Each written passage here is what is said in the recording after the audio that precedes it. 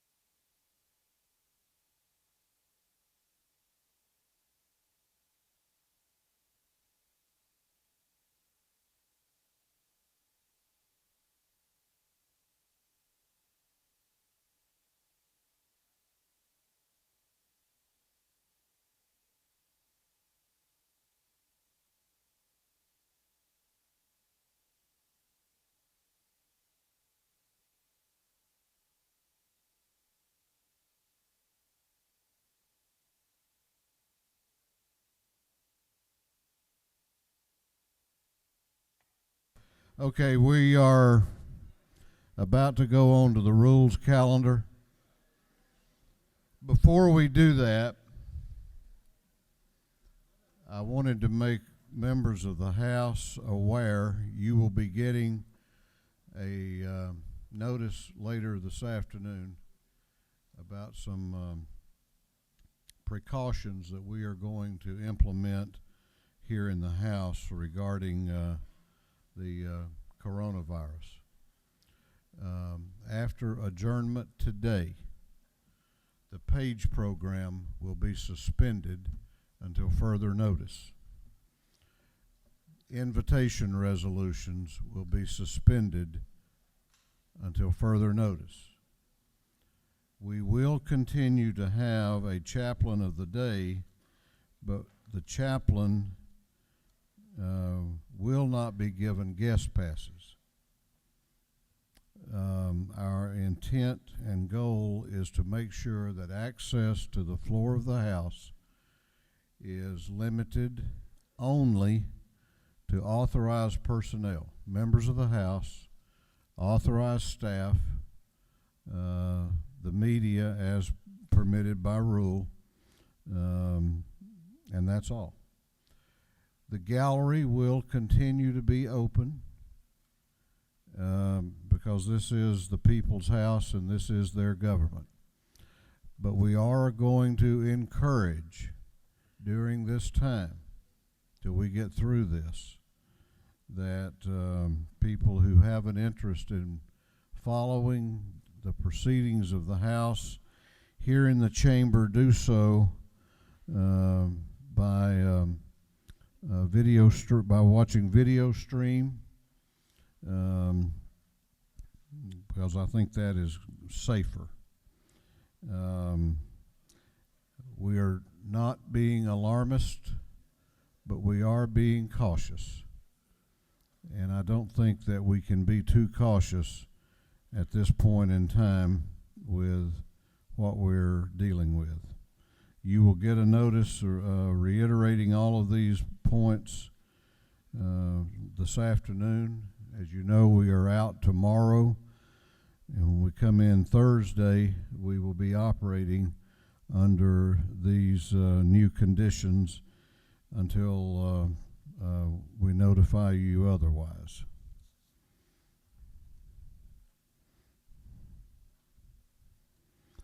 I have discussed that also with the majority leader and the minority leader, and they both are aware of what we're doing. The chair recognizes the majority leader. For what purpose does he rise?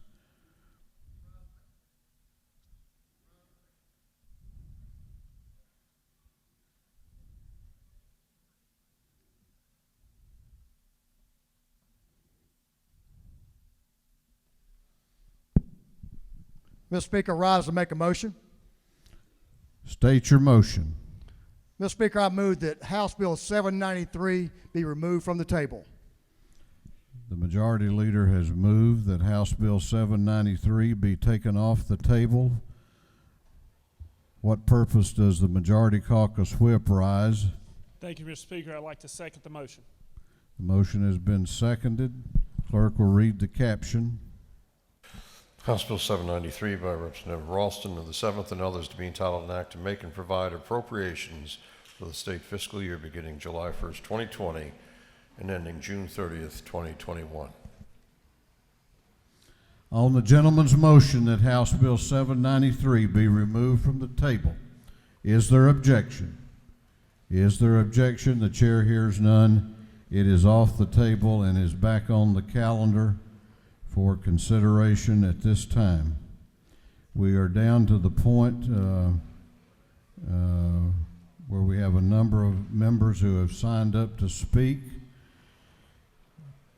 I have discussed the Rules Committee, first of all, has adopted a time limit of 1 hour to be allocated by the chair between those opposing and those favoring the measure. And the chair is going to make an equal division of that. That will be 30 minutes to each side. We have, it looks like 8 or 9. We have 8 members of the minority party. 7 members of the minority party and 1 member of the majority party have signed up to speak in opposition. They will be given an equal amount of time, and while the first member is in the well, I'll have the messenger calculate what 8 goes into 30, because I don't know. So it'll be more than 3 minutes each, but less than 4. Isn't that right? Okay. Ms. Messenger, your job is to be calculating. Chair recognizes to speak to the bill Representative Robichaux.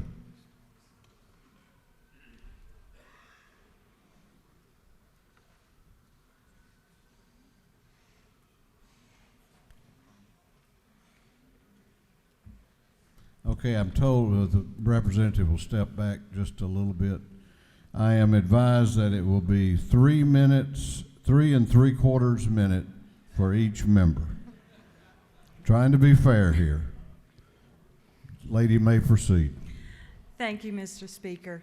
Everyone knows the sacred creed of healthcare professionals. First, do no harm. I've lived by this creed my entire 37 years in healthcare, spent improving care for everyone across the Southeast United States. The budget before us does not live up to this high standard. The proposed cuts will harm our most vulnerable citizens across Georgia. These cuts will affect citizens of all ages, regardless of race, background, or zip code. They will affect people living with addictive diseases, developmental disabilities, and mental health issues. Cutting almost $11 million in personal services will reduce the number of home health aides, counselors, social workers, therapists, nurses, and other providers that help those in need. Cutting monies for crisis stabilization units and crisis respite homes will adversely impact our vulnerable youth in need of suicide prevention help. When we cut over $34 million from behavioral health and developmental disability programs, we cannot say, first, do no harm. We are watching the spread of coronavirus across the United States, now in 34 states, including Georgia. Cutting over $3.8 million from county boards of health will affect our ability to contain this public health problem.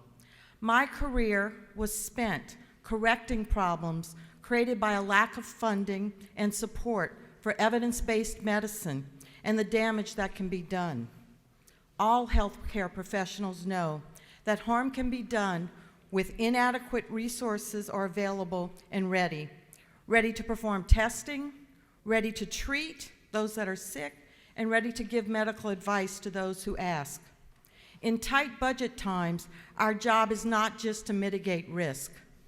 We as Georgia legislators must now create and live up to our own sacred creed. First and always, do no harm, especially to the most vulnerable among us. In the interest of time and respect for the other speakers, I yield the well, Mr. Speaker.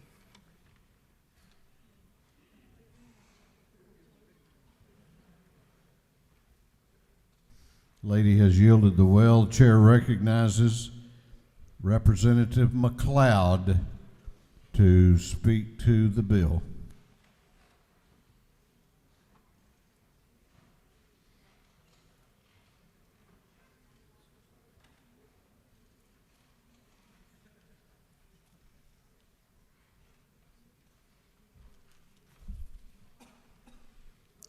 Thank you, Speaker Ralston, and big up to my colleagues.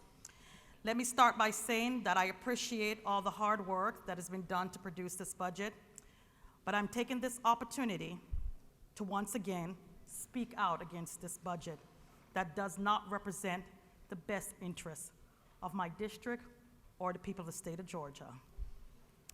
I want to clarify some misinformation that giving people a return on their investment is giving them free stuff. They're not getting free stuff.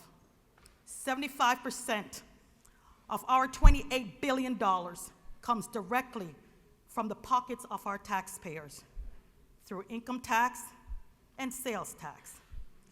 Our job is to make sure that money is used in the best interest of the taxpayers, also known as our bosses. We are being asked to make cuts to the budget because of poor decision made by the Trump administration to cut taxes to the very rich, causing a shift in our tax base, reducing our growth from 4.5% to 1%. This is unfair to the taxpayers. It blames them for poor decision making. We should not allow a budget that disguises itself as a necessary tightening of the belt when truthfully it challenges the livelihood of many of our employers, the people. In this budget, we are providing a small pay increase of $1,000 to our educators while reducing their pension. This budget, we demonstrate that health care is just for the healthy because we are not expanding Medicaid or Medicare. All in need, and we have the money in the budget. We have no money in the budget for the coronavirus. In this budget, we allow private prison owners to line their pockets with a budget increase of $2.5 million while decreasing the funding in state-run facilities. The constant drumbeat about gang violence is deafening.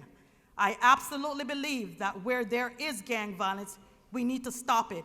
But what I'm seeing is based on this budget is the drumbeat is not about solving the problem, but rather increasing the prison population, all that gain by Governor Deal is being erased.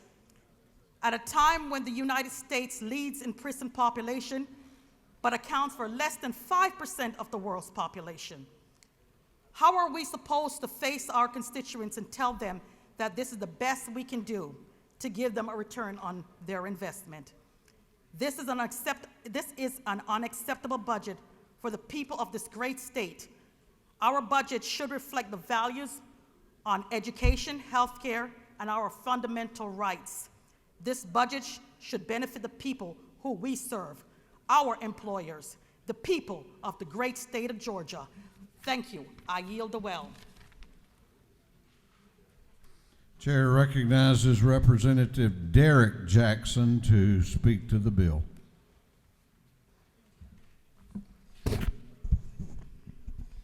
Thank you, Mr. Speaker. There are approximately 18 million military veterans in the United States. 4.2 million are over the age of 75. Over 485,000 served during World War II. But let's bring this down to Georgia.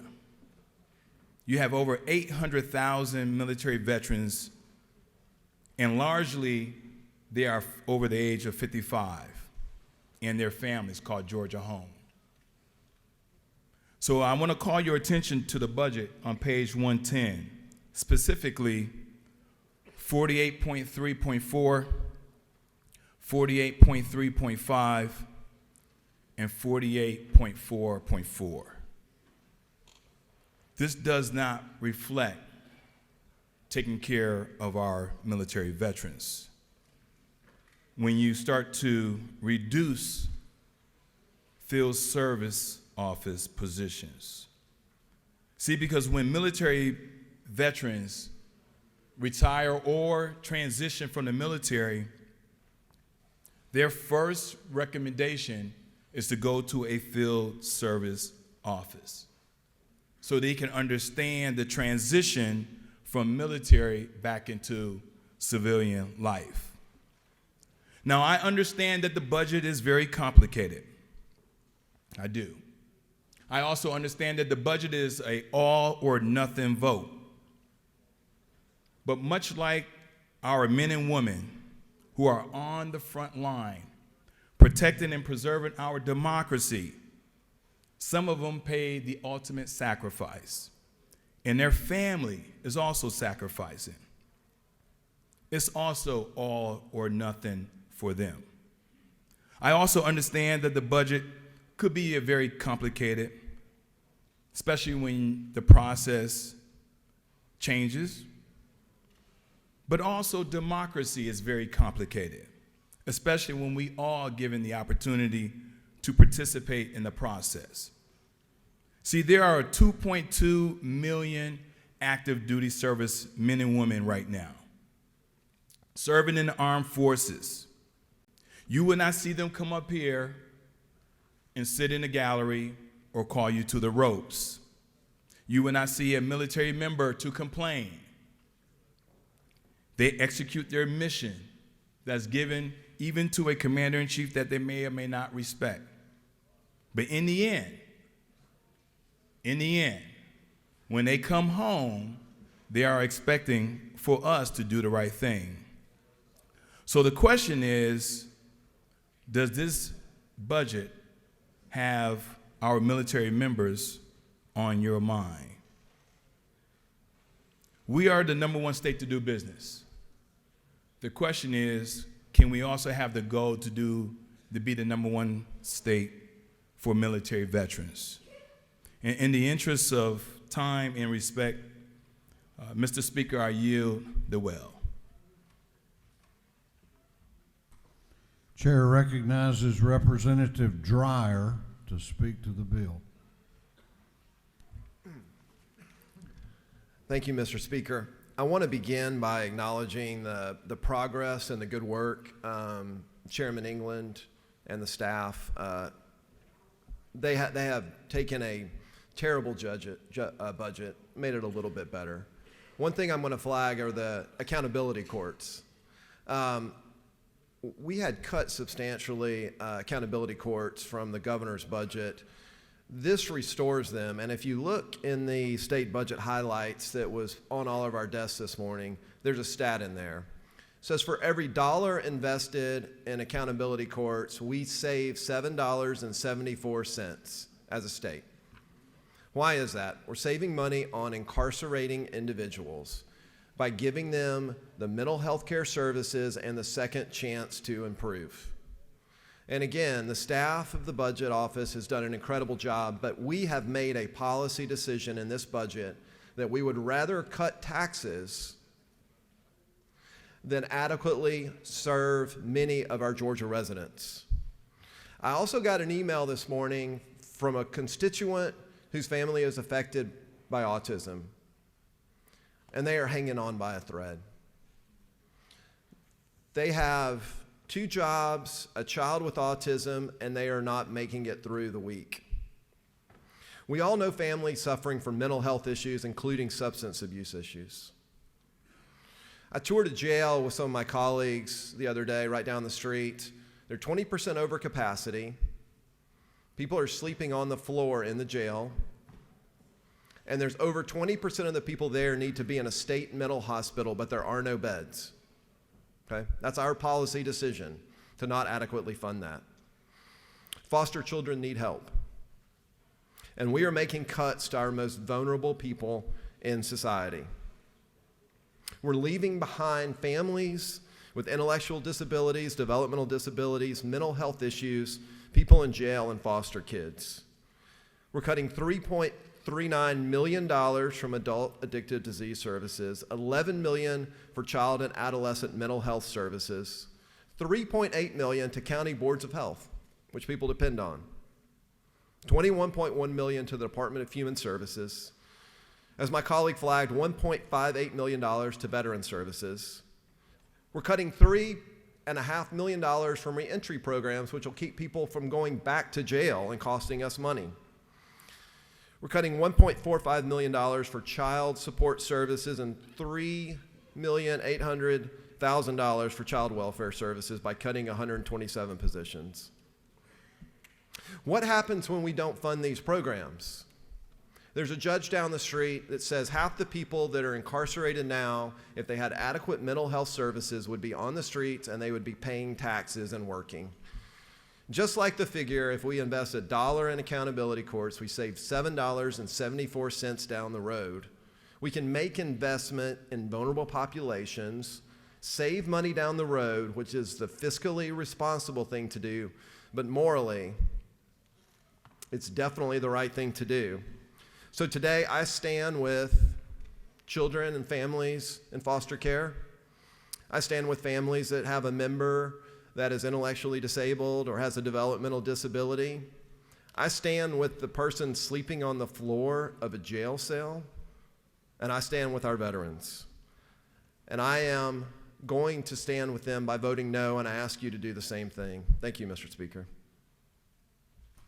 Chair recognizes the Vice Chair of the Minority Caucus, Representative Thomas.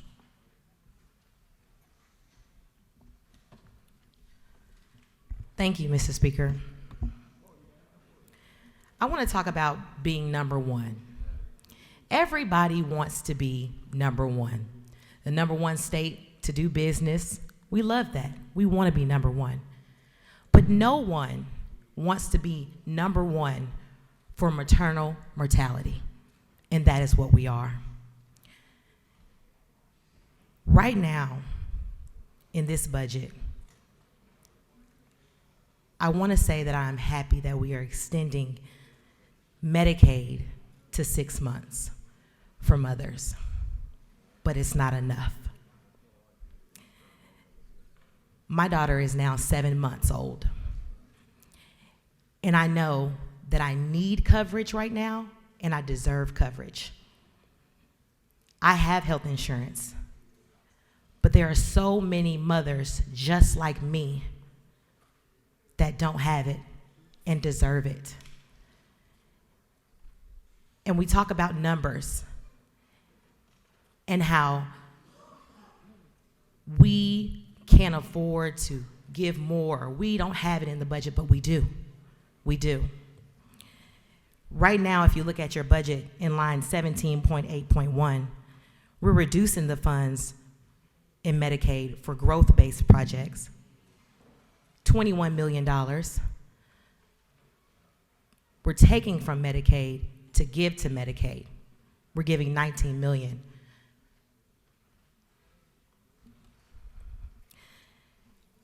I want to tell you how important it is that we give mothers their coverage. Postpartum is real, and it doesn't end at 6 months. These women are suffering from depression, addictions, and they don't have the coverage. So what happens when a woman is suffering from depression and addiction and she can't get the treatment, and she looks to opioids, and she looks to drugs, and she can't get the treatment that she deserves? What happens to the children that lie in the gap? I'll tell you what happens to them. They go into our foster care system. And yes, we talk about doing a lot for foster care this year, but what about stripping and reducing funds? 127 positions. What about stripping those funds that you have in the budget before you? 127 vacant positions, we say, from caseworkers. Caseworkers that have more than 30 children on their caseload. So when you think about taking money from our caseworkers, you think about taking money from our children, because these are the caseworkers that are in front of our children every single day. They get calls in the middle of the night, sometimes 1 o'clock in the morning, 2 o'clock in the morning, to come rescue a child from a neglectful home. But we want to reduce the money. These caseworkers are coming to rescue our kids, but they can't even afford to pay for sitters to babysit their own children. And we can reduce that money? I think not. I want to tell you that it is so important that we do 2 things today. And you remember the mothers that are dying, and the mothers that are not just dying, that are suffering from maternal morbidity, which are severe cases that can lead to death even after 12 months. Think about them, and also think about our foster kids, and reducing the money for our caseworkers that deal with our most vulnerable every single day. I yield the will. Chair recognizes the Minority Caucus Whip, Representative Bodie, to speak to the bill. Thank you, Mr. Speaker. Today I rise not to speak about a budget cut in the FY 2021 budget, but a budget addition. Line item 19.7 on page 43 in your budget book, and page 35 in your tracking book. Line 19.7 appropriates and increases funds in an amount of $2.5 million to private prisons. This line item really concerns me. It concerns me because we don't know exactly what the $2.5 million is being used for, and this is taxpayers' money. It is taxpayers' money being used for operational costs for the private prisons. Is the taxpayer money being used for administrative costs for the private prisons? Or is it being used for health care services for inmates in those private prisons? Or is it cost associated with overcrowding in private prisons? Well, I guess from this budget line description, we just don't know. However, I may have an idea. Back in January during Appropriations Week, during a joint House and Senate appropriations hearing, that very question was asked about that line item. What is the $2.5 million going towards? The response was that the $2.5 million is going to be used to pay for additional correctional officers at private prisons. I must be honest, I was completely shocked. This response baffled me because obviously there's a contract somewhere between the state of Georgia and these private prison corporations to house, to feed, and supply medical services for these inmates. Without reading the actual contract, I'm sure these are some of the terms that are laid out in that contract. So I find it very troubling that the state of Georgia is using $2.5 million to pay for additional correctional officers employed at private prisons in Georgia. Members of this House, just think about that for a second. That's like hiring a roofing company and paying that roofing company to put a roof on your house. And then once you pay the roofing company, you then have to go back and pay each and every worker that actually put the shillings on your house and on that roof of that house. But yeah, that's like paying a general contractor to build your house and then paying each and every individual subcontractor for the individual services of building that house. So I ask you, why do Georgia taxpayers have to pay for services of these additional correctional officers at the private prisons, when the private prisons, should be paying the corporation, paying the correctional officers themselves? So my question is, what is the private prisons doing with the money that they're supposed to be paying for these additional correctional officers? This budget line item just does not make sense to me. With the national trend in criminal justice reform, we are seeing more states move away from contracting with private prisons. Members of this House, I say that we are better than the $2.5 million being appropriated to private prisons. With $3.8 million in cuts for county boards of health that operate de facto hospitals in rural Georgia, we could do a lot better with keeping these hospitals open. So I will be voting no to this budget and no to the private prisons.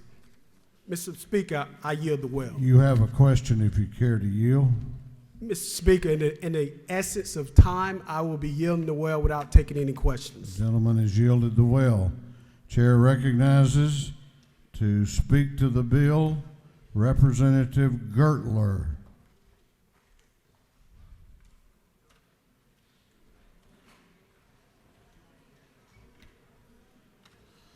Thank you. I rise today in opposition to House Bill 793. By now, most of you know that I most assuredly vote no when I see something that is not the proper role of government. And while there are many things in this budget that fall in line with protecting life, liberty, and property, there are, as usual, many things that hurt our state and go against conservative values and principles. Conservative values and principles that I hold dear and are the backbone of this nation. Time and time again, the case against subsidies and corporate welfare has been made and shown to hurt the free market we profess to support. And yet the Department of Economic Development is getting over $30 million to meddle in the private sector and $70 million in bonds to compete directly against the private sector. Also, the Department of Community Affairs is getting another $18 million to expand the welfare state and dole out federal so-called free money. It's not free. It's a debt and a tax on future generations that directly puts my daughter's future at risk. Of course, you cannot forget the One Georgia Authority, who has been getting over $20 million of taxpayer money to their slush fund run by politicians and unelected bureaucrats with no real oversight or accountability. Particularly egregious to me, as a representative of a rural district, the people who elected me are being asked to pay for and subsidize the Atlanta Transit Link Authority and the Georgia Regional Authority to the tune of over $18 million. I challenge you to justify why hardworking people and retirees from the beautiful mountains of North Georgia are being forced to pay for Atlanta transportation needs, or why we are subsidizing transportation for that matter when the free market does it so much better.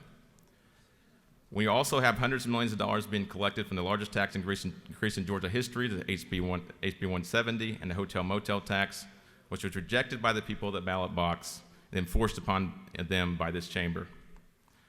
Finally, as I alluded to, the debt is not conservative. As Benjamin Franklin said, when you run in debt, you give to another power over your liberty. I understand bureaucrats and politicians are good at twisting the truth, but you won't convince me that it is responsible and good for Georgians or caring toward children and our grandchildren to saddle them with over $1 billion in debt every single year, not to mention the unfunded liabilities. Having said all that, I very much empathize with my colleagues and their frustration with the budgeting process. I understand trying to find a way to navigate this process is difficult, and that you are trying to uphold the things you're elected to do. However, this budgeting process is broken. We look at DC with disdain, yet we employ the same budgeting process that they do. An omnibus-style budget bill that's jammed through and rushed down through our throats, the good, the bad, and the ugly. That is why I think it's so important to split the budget up and separately, so we can vote on the individual merits of each appropriation like I have proposed in House Bill 4 the last 2 years. Other states do this. Why can we not do this? Other businesses do this. Why can't we do this? Families do this. Why can't we do this? I will not let the establishment force me and my constituents to vote for something that we think is ill-advised, and certainly not let them force us to vote for something that I think and we think that is morally wrong. Georgians deserve better, the free market is better, and the solution is simple: a fair, open process where the budget is voted on separately based on its own merits. I don't want to needlessly repeat myself. My point has been consistent for 4 years. I urge you to vote no, and I urge you to support House Bill 4. Thank you, and I'll yield the well. You have a question if you care to yield. In the interest of time, I'll yield the well. Gentleman has fled the well. Chair recognizes the minority leader of the House, Leader Trammell, to speak to the bill. Thank you, Mr. Speaker. And I'm going to use my 3 minutes to talk about 600,000 Georgians that aren't represented in this budget. And those are 600,000 Georgians that we could cover as a state under the Affordable Care Act if we took the step to expand Medicaid. 36 states have done it, and we have yet another budget upon which we're about to vote in which we are opting not to do it. And I understand the budgeting process is a reflection of priorities. But when you look at what we are doing today in the General Assembly, we're going to vote on a budget, and then we're going to vote on a tax cut, changing the personal income tax rate to a flat tax rate. That's going to be a communication of our priorities. And what it's going to say is that we care more about passing along a tax breaks to Georgians who make over $108,000 than we do about covering 600,000 Georgians that we could cover if we expanded Medicaid. You know, it's easy to talk about the benefits of expanding Medicaid in a lot of different contexts. But you know, from a public health standpoint, we are more vulnerable in Georgia than states that have expanded Medicaid to pandemics.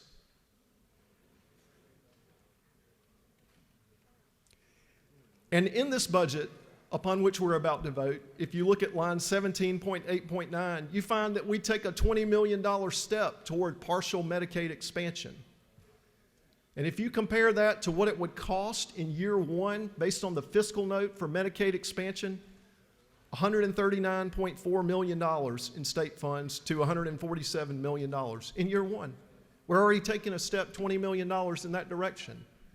We're moving hundreds of millions of dollars in the budget on our desk.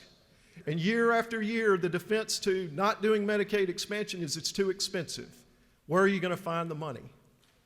Well, the money is moving all around the spreadsheet. So let's just be honest. When we pass upon this budget, what we're doing is we are passing up the chance to expand Medicaid expansion. You know, when the supplemental budget was on the floor, I said the roof was leaking. And I've looked through this budget, and there's some euphemisms that you have to get past, like reducing funds for personal services. And what that really means is eliminating positions. Let me tell you something. It's not just the roof that's leaking. The foundation is shaky. in this budget, we are paying a tab from a tax cut we did in 2018. And I know we have another measure that we'll debate.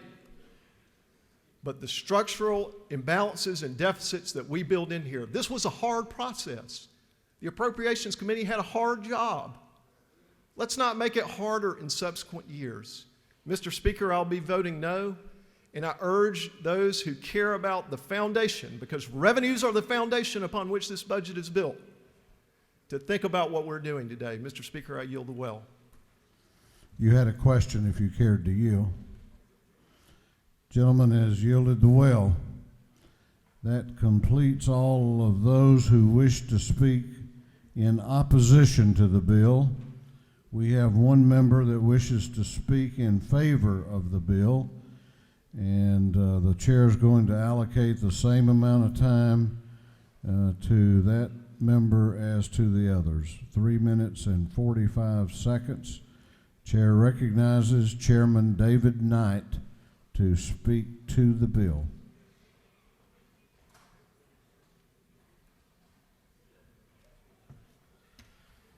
Thank you, Mr. Speaker.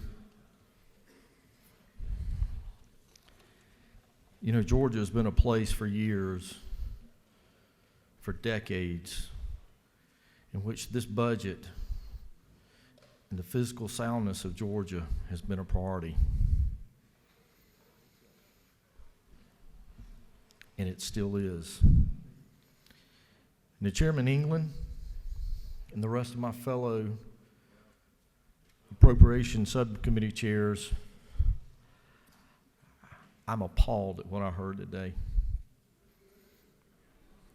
I am sickened by the politics of what you've done. We came in here with reduced revenues, faced with cuts. And we rolled up our sleeve and we went to work to try to figure out how to allocate the resources that we had back to Georgia. And if I remember, we took a week off. And every one of you in this house was extended an invitation to come to the budget hearings and to show up at any and all subcommittee appropriation hearings. How many of you that got up here in the well got up and it took the time to come up here and to provide input? Well, maybe one of you did.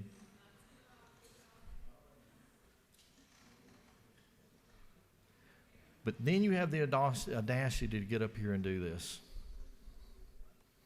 Georgia's a balanced budget state. We take our jobs and our responsibilities seriously. And to come up here and demagogue in an election year about how Georgia's house is falling or the foundation is crumbling. Historically, if you look at it, people are flooding into this state because of the fiscal responsibility that this legislature, under this chairman and its subcommittee members, have had for well over 15 years. So your rhetoric does not line up. And as far as the health care issue, I've heard all of it. You know, you got up here and you talked about how there's no more beds or we won't have people out. Well, why don't you look at the mental health? Why don't you look at the fact that we added in under the crisis units new core services fundings that will allow the department to serve another 6,800 individuals in this year. Did you see that?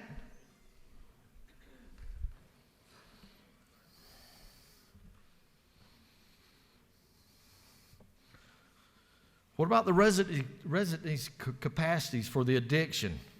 And we increased the bed counts statewide. It wasn't a cut, but yet you'll get up here in front of the media and you'll sit there and say you got a cut.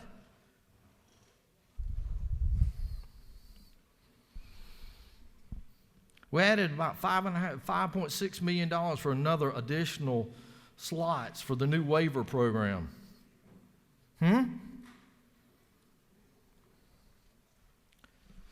You know what I've learned about the General Assembly is the fact that we're citizen legislators. What's more, I love about the fact that the people who come up here and they do it for the right reasons. And they go home and they've done it and with a clear conscience and they don't play politics about it. It's a serious job. Chairman England, and to my fellow members and to the budget staff, you did one of the best jobs I have ever seen since I've been up here in '05. And I want to congratulate you for the hard work that you've done in the face of the cuts. Chairman Andy Welch, what you've done. And for people to get in here and get demagogued about this just infuriates me. It's what people hate about politics. Mr. Speaker, I don't know what else you can say. I yield the well. Gentleman has yielded the well. That is all of the speakers who had signed up. Is there any objection to the previous question being ordered on House Bill 793? The chair hears none. The previous question is ordered. For what purpose does Chairman Cooper rise? Thank you, Mr. Speaker. I have a parliamentary inquiry. State your inquiry. Does this budget not include almost $20 million to expand the number of months from 2 to 6 for mothers who have, Medicaid mothers who have delivered babies in our state? The lady is absolutely correct. I stood with her this week when we announced that initiative. Further parliamentary inquiry, sir? State your inquiry. And does research and all not indicate that most maternal mortalities and near misses occur during the time or right before delivery, and that those that do not occur at that time or right after delivery occur the largest majority, almost all of them, within those 6-month time period? I know the lady knows of which she speaks. Thank you, Mr. Speaker. Further parliamentary inquiry. State your inquiry. Is this not a major step in taking care of our Medicaid mothers, in preventing maternal mortalities, and in general increasing the health of mothers and Medicaid mothers and babies in our state? Well, the lady has made a very compelling case, but that addresses itself to the judgment of each and every member. For what purpose does Chairman Dempsey rise? Inquiry, Mr. State Speaker. your inquiry. Is it not true that it was stated earlier that we had a hard job, that things seemed to move all around the spreadsheet? And when I first saw this budget, I actually didn't think we'd have anything to move, that we were stuck with a budget full of cuts. I'm sure the lady believes that to be true, because that was that's the way it looked at that time. It did. Mr. Speaker, further parliamentary inquiry, State please. your inquiry. I've also heard people here talk about mental health and addiction and development disabilities and veterans and foster care and caseworkers. And those are particularly each and every part of that budget that I work on and that the Subcommittee on Human Relations does. And we spent 6 hours hearing just on this budget alone, not the amended, but on this budget, from people, real people, who were facing the realities of that. And our hearts melted. And therefore, we did find ways to move things around on spreadsheets and put them in to direct services to change these most vulnerable Georgians' life. I believe that to be true, and I also believe the lady to be one of the preeminent authorities in this state on the mental health issue. Thank you, Mr. Speaker. And one more final thing. The challenge Is this we a have. parliamentary inquiry too? Yes, it is a parliamentary inquiry. I'm State your so inquiry. sorry. Yes, yes, sir. So, to vote against this budget today is to vote to not help some because we are not able at this moment in time to help all. Therefore, I will stand and I will vote proudly to help some. For what Is that not purpose true? does Chairman Lynn Smith rise? State your inquiry.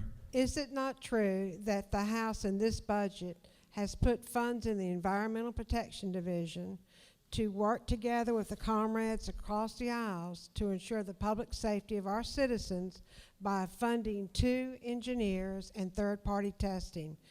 Is that not true, Mr. That is Speaker? correct. What purpose does Chairman Dickey rise? Parliamentary inquiry. State your inquiry. Is it not true, Mr. Speaker, that this budget does not cut teacher retirement? In fact, and coupled with the $1,000 increase in teacher pay, it absolutely increases future teacher retirement. So, is that not true? That further parliamentary inquiry. State your inquiry. Does this budget not increase the number of school counselors for It our school does. children? And further parliamentary inquiry. State your inquiry. Does this budget not increase our REACH scholarship program that is the state's only needs-based scholarship program that we have that is in 140 counties? It does, and the gentleman shares the chair's passion for that program. Thank you, Mr. Speaker. What purpose does Representative Perkle rise? Inquiry. State your inquiry. Is it not true that this budget contains $10 million for DCH's Rural Hospital Stabilization Program that helps hospitals that have between 1 and 4 days cash on hand? If the gentleman so states, I know he, as the vice chairman of the committee, knows whereof he speaks. One further parliamentary inquiry, Mr. Speaker. State your inquiry. It also includes $500,000 for FQHCs that are the lifeblood in some communities that do not have hospitals and do not have doctors. They also includes $11 million for crisis beds and $6 million for 100 additional slots for now and comp waivers. Is that not true? That is correct. Thank you. What purpose does Chairman Andy Welch arise? Parliamentary inquiry. State your inquiry. Is it not true that the contracts for private prisons are available and fully vetted by the members of our subcommittee? And in those contracts for private prisons, it would be, if one would read them and inquire about them, one would also know that there are per diem allocations within those contracts that have not been met for the last 5 years. And furthermore, that the per diem allocations go to fund and help assist with the employment and compensation for COs who are citizens of the state of Georgia and are employed to benefit the citizens of the state of Georgia. I know the gentleman knows whereof he speaks because I don't know anyone who has drilled down in that issue to the extent that the chairman has. What purpose does Chairman McCall rise? Parliamentary inquiry, Mr. State President. your inquiry. Is it not true that I am just a dumb country boy and I have to have things in a simple... When I hear somebody describe themselves that way, I start reaching for my wallet. And that I have to have things in a simple, self-explanatory manner. And if we take a notion to vote no on this budget, is it not true that we are voting against every school teacher, public education system, the guys with the blue uniforms outside that take care of us?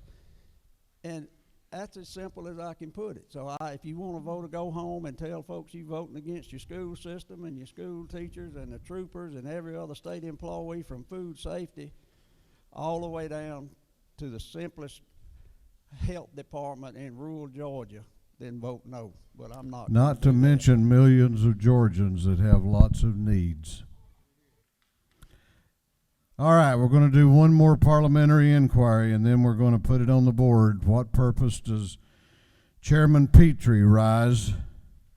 Parliamentary inquiry. State your Mr. Speaker. inquiry. Mr. Speaker, is it not true that this budget contains an additional 225 waivers for developmentally disabled adults in this state who need to be in the community and avoid institutional placement? Is that not true? I think that's correct. And is it not also true that not only does this budget include increases for all state employees, but especially for surveyors of sensitive facilities that deal with the aged, the blind, the disabled, and the developmentally disabled? Is that not true, Mr. Speaker? I believe that to be true also. Okay. Is there any objection to the previous question being ordered? The chair hears none. The previous question is ordered. Is there any objection to adopting the committee substitute? The chair hears none. The committee substitute is adopted. Is there any objection to agreeing to the report of the committee, which was favorable to the passage of the bill? The chair hears none. The report of the committee is agreed to. Shall this bill now pass? All those in favor of the passage of the bill will vote aye. Those opposed will vote no, and the clerk will unlock the machines.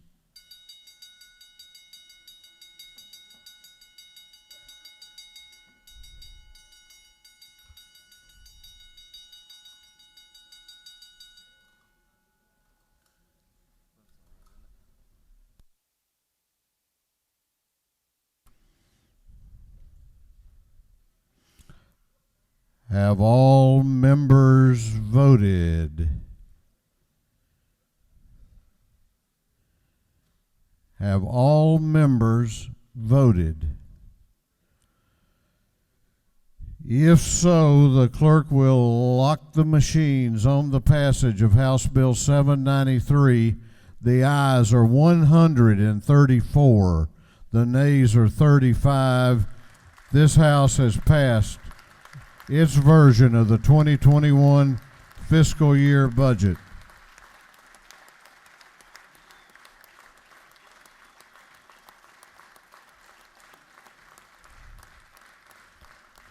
The chair wants to add its own thanks to the absolutely amazing work that has been done by Chairman England, by every single one of his appropriation committee chairs, and by the greatest budget staff any state is blessed to have in this country.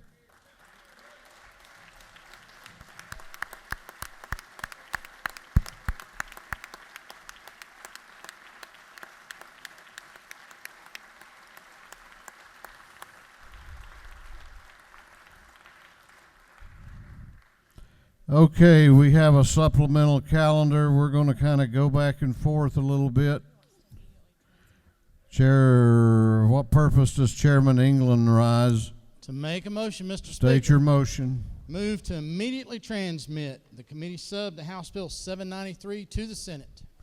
Chairman England has moved that House Bill 793 be immediately transmitted to the state Senate. Is there objection? Is there objection? The chair hears none, and it is on its way across the hall.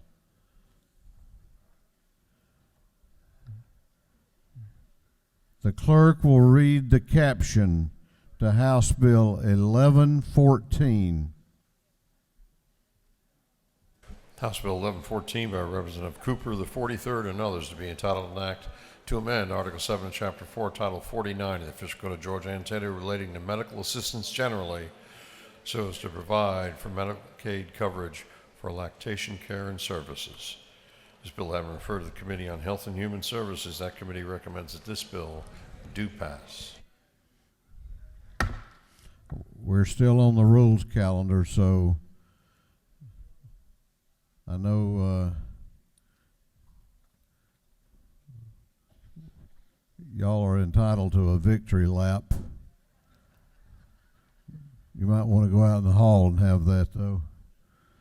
We got to move on. Chair recognizes Chairman Cooper to present the bill. Thank you, Mr. Speaker. Ladies and gentlemen of the House, House Bill 1114 is the bill that instructs the Department of DCH to produce 2 Medicaid waivers.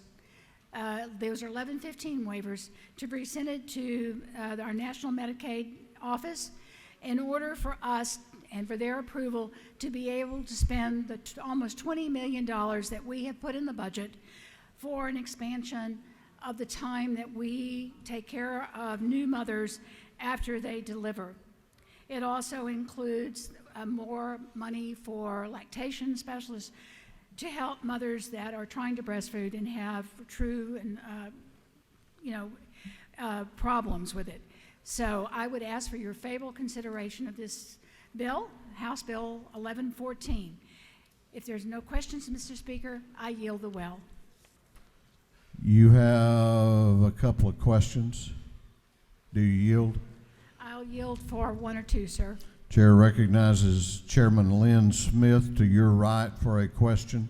Thank you, Mr. Speaker. And is it not true that I wish to take this opportunity to thank Chairman Cooper for her phenomenal leadership in the House on all our health care issues? Thank you. Thank you. You are kind. Thank you very much for that. I'll take one more, Mr. Speaker. Chair recognizes Representative Hughley to your left for a question. Thank you, Mr. Speaker. Does the gentle lady yield? I will, Representative. Thank you so much for this particular piece of legislation, and I just wish that we had an opportunity to show the full bipartisan support of this particular piece from its inception. But thank you so much for the bill. Thank you very much, Representative Hughley.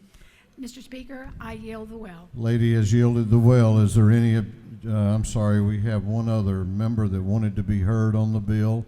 Chair recognizes Representative Abel Mabel Thomas to speak to the bill.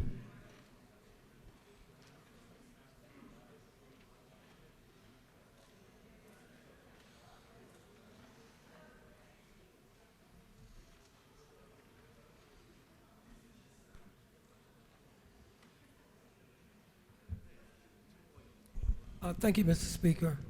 I rise today in support of House Bill 1114, and it's been a long time coming, but it's a moment in time that we cannot acknowledge.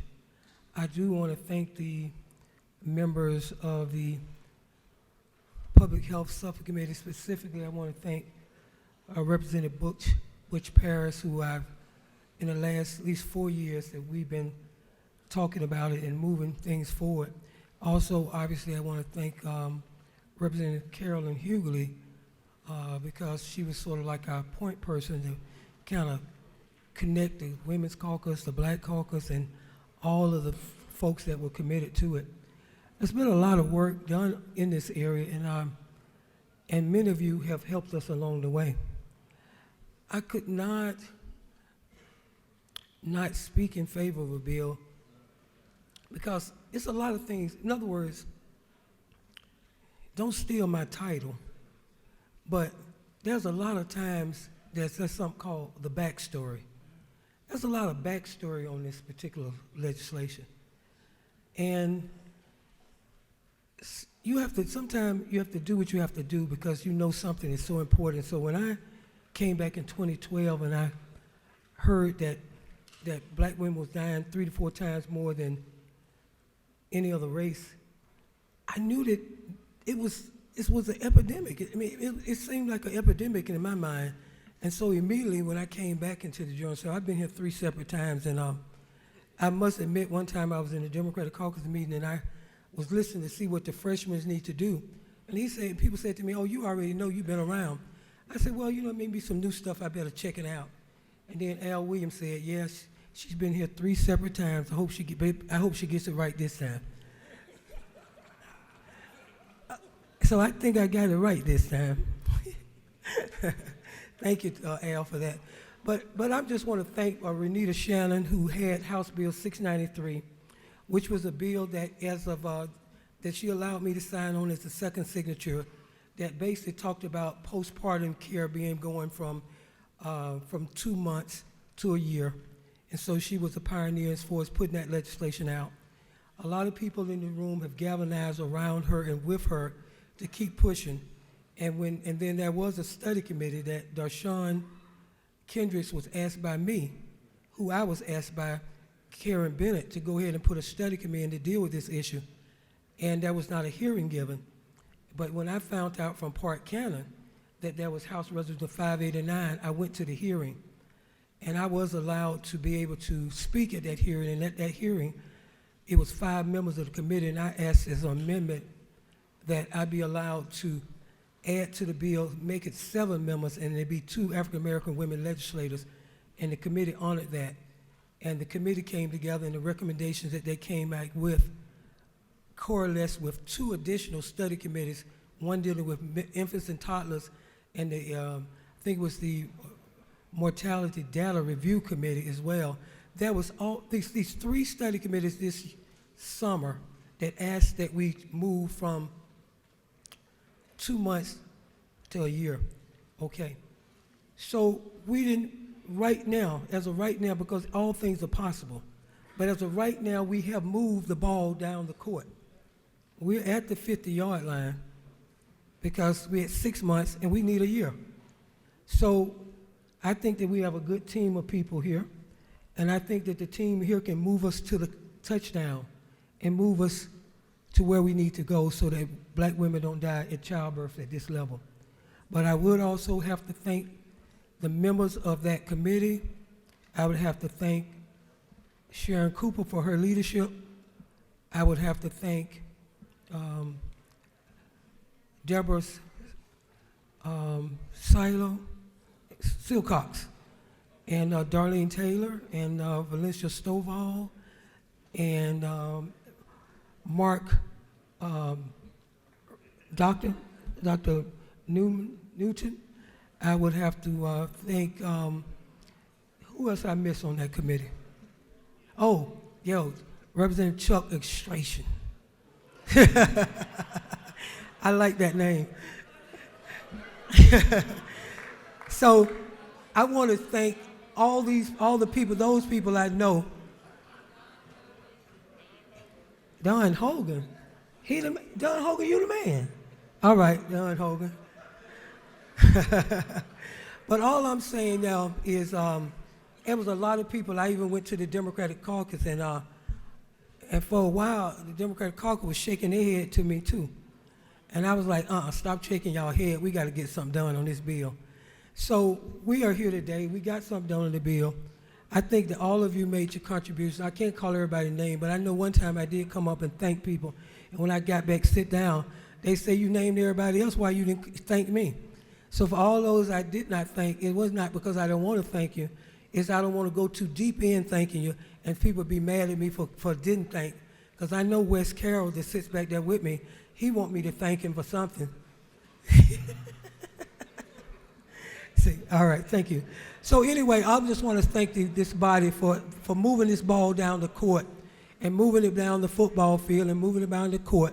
And we got 6 months, and we hope and if the Senate wants to put it in to a year, don't be mad at them. And when they send it back for us to agree, we wanted them to agree, us to agree to what the Senate put in if they can take it to a year. So I'm not giving up on a year, but I am thankful for 6 months, and it will make an impact in the state of Georgia for women. Thank you, and I yield the well. See. You had a question if you care to yield.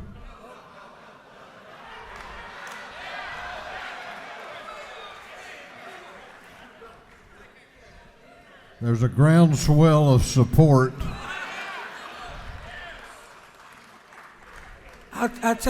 I yield, Mr. Speaker.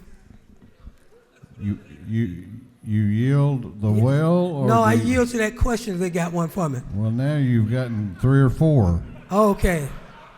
I'm not going to take more than 5 because that's the number of grace.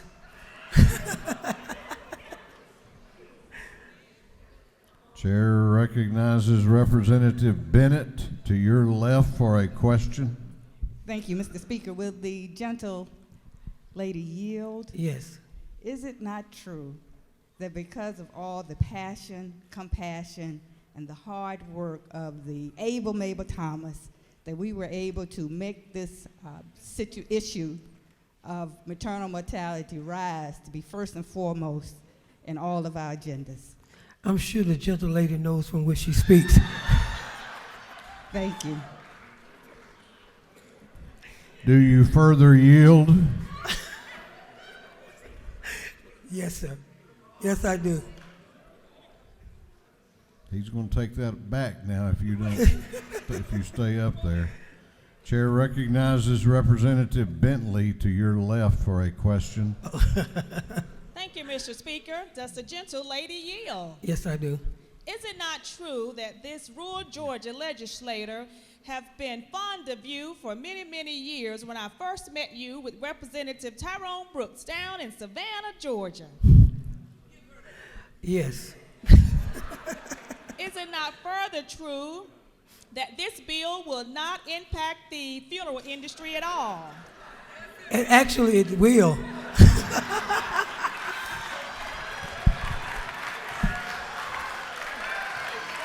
We wanted to stop. We want to slow the funeral industry up on this one.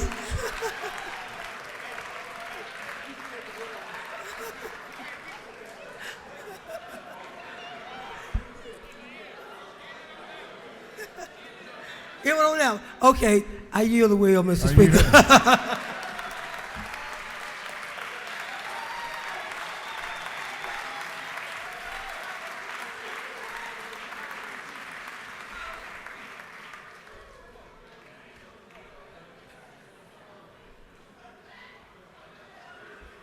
I never had that much fun in the well.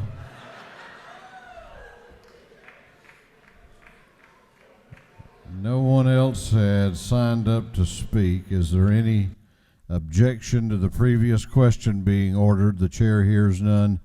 The previous question is ordered. Is there any objection to agreeing to the report of the committee, which was favorable to the passage of the bill? The chair hears none. The report of the committee is agreed to.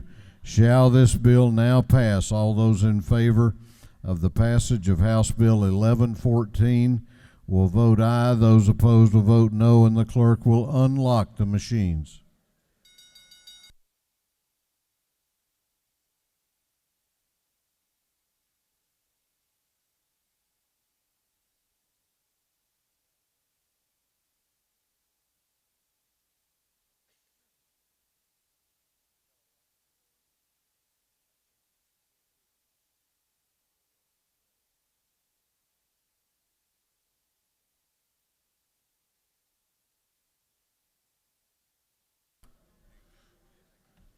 Have all members voted?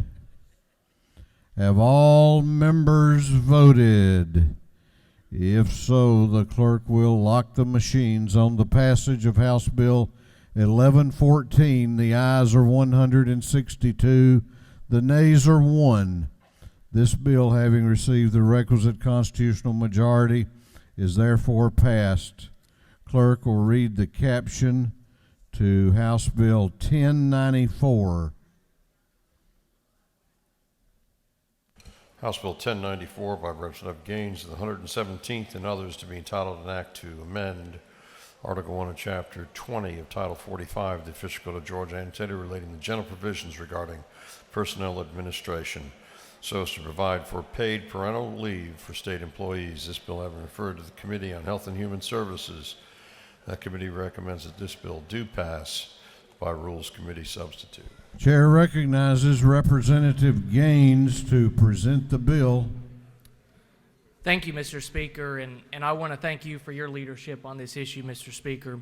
Today I bring House Bill 1094 to build on the good work the General Assembly did last year by ensuring its employees have access to paid parental leave. Today's legislation ensures that every state employee has access to 3 weeks of paid parental leave. This would apply to approximately 246,000 state workers in Georgia, including 132,000 teachers and educators, 48,000 employees of the University System of Georgia, and 60,000 other state employees. Any financial impact will be realized when they separate or retire and should be negligible. We must remain competitive with the private sector and keep our best and brightest employees. Other states are beginning to offer this benefit, and President Trump and Ivanka Trump have led at the federal level by offering paid parental leave for all federal employees. I'm especially proud to be carrying this legislation today because of my hometown, Athens. With the University of Georgia, our local school systems, and thousands of other state employees, this legislation is going to directly impact the lives of so many families in my district and across this state. Mr. Speaker, I'm certainly happy to answer a question or two if there are any. You have a couple of questions if you care to yield. I'll yield. Chair recognizes Representative Perkle to your right for a question. You have a question? No, sir. He waives. Chair recognizes Chairman Setzler to your right for a question. Thank you. Does the gentleman yield? I do. Appreciate your bringing this. In my district, there's a lot of families that need two incomes to be able to make the household work. This applies not just to the mom, but also the mom and the dad. So both mom and dad could get this if both need to stay home for maternity for purposes for these 3 weeks. Is that correct? If they're both state employees, that would be correct. Okay. Does the gentleman further yield? I do. I ask this because there's a lot of folks, as Georgia's a growing state, a lot of people are moving from other states and moving here, and they don't have perhaps their parents or extended family networks to help care for moms who have newly delivered. So isn't it true this bill allows people without a large familial support network within the household, a mom and a dad, to both be able to take care of those needs in a very sensitive setting? That's right. And this bill also does apply to foster care and adoption as well. I was going to ask that question. I appreciate you bringing the bill. Thank you, sir. Thank you. Do you further yield? I'll yield for one more. Chair recognizes Chairman Newton to your right for a question. Thank you, Mr. Speaker. Does the gentleman yield? I do. I think you just touched on that at the very end. I think something this body has cared a lot about is adoption and foster care. Do you say that this paternity leave or maternal leave applies to that as well? It does. That's correct. The legislation applies. The qualifying event would be a birth of a child, placement of foster child or adoption. Well, thank you so much for this. I think that is something this body's been committed for several years, and this is just one more piece of advancing that culture of life. Thank you. Thank you, Mr. Chairman. Mr. Speaker, I yield the will. Gentleman has yielded the will. Is there any objection to the previous question being ordered? The chair hears none. The previous question is ordered. Is there any objection to adopting the committee substitute offered by the Committee on Rules? The chair hears none. The Rules Committee substitute is adopted. Is there any objection to agreeing to the report of the committee, which was favorable to the passage of the bill? The chair hears none. The report of the committee is agreed to. Shall this bill now pass? All those in favor of the passage of House Bill 1094 will vote aye. Those opposed will vote no, and the clerk will unlock the machines.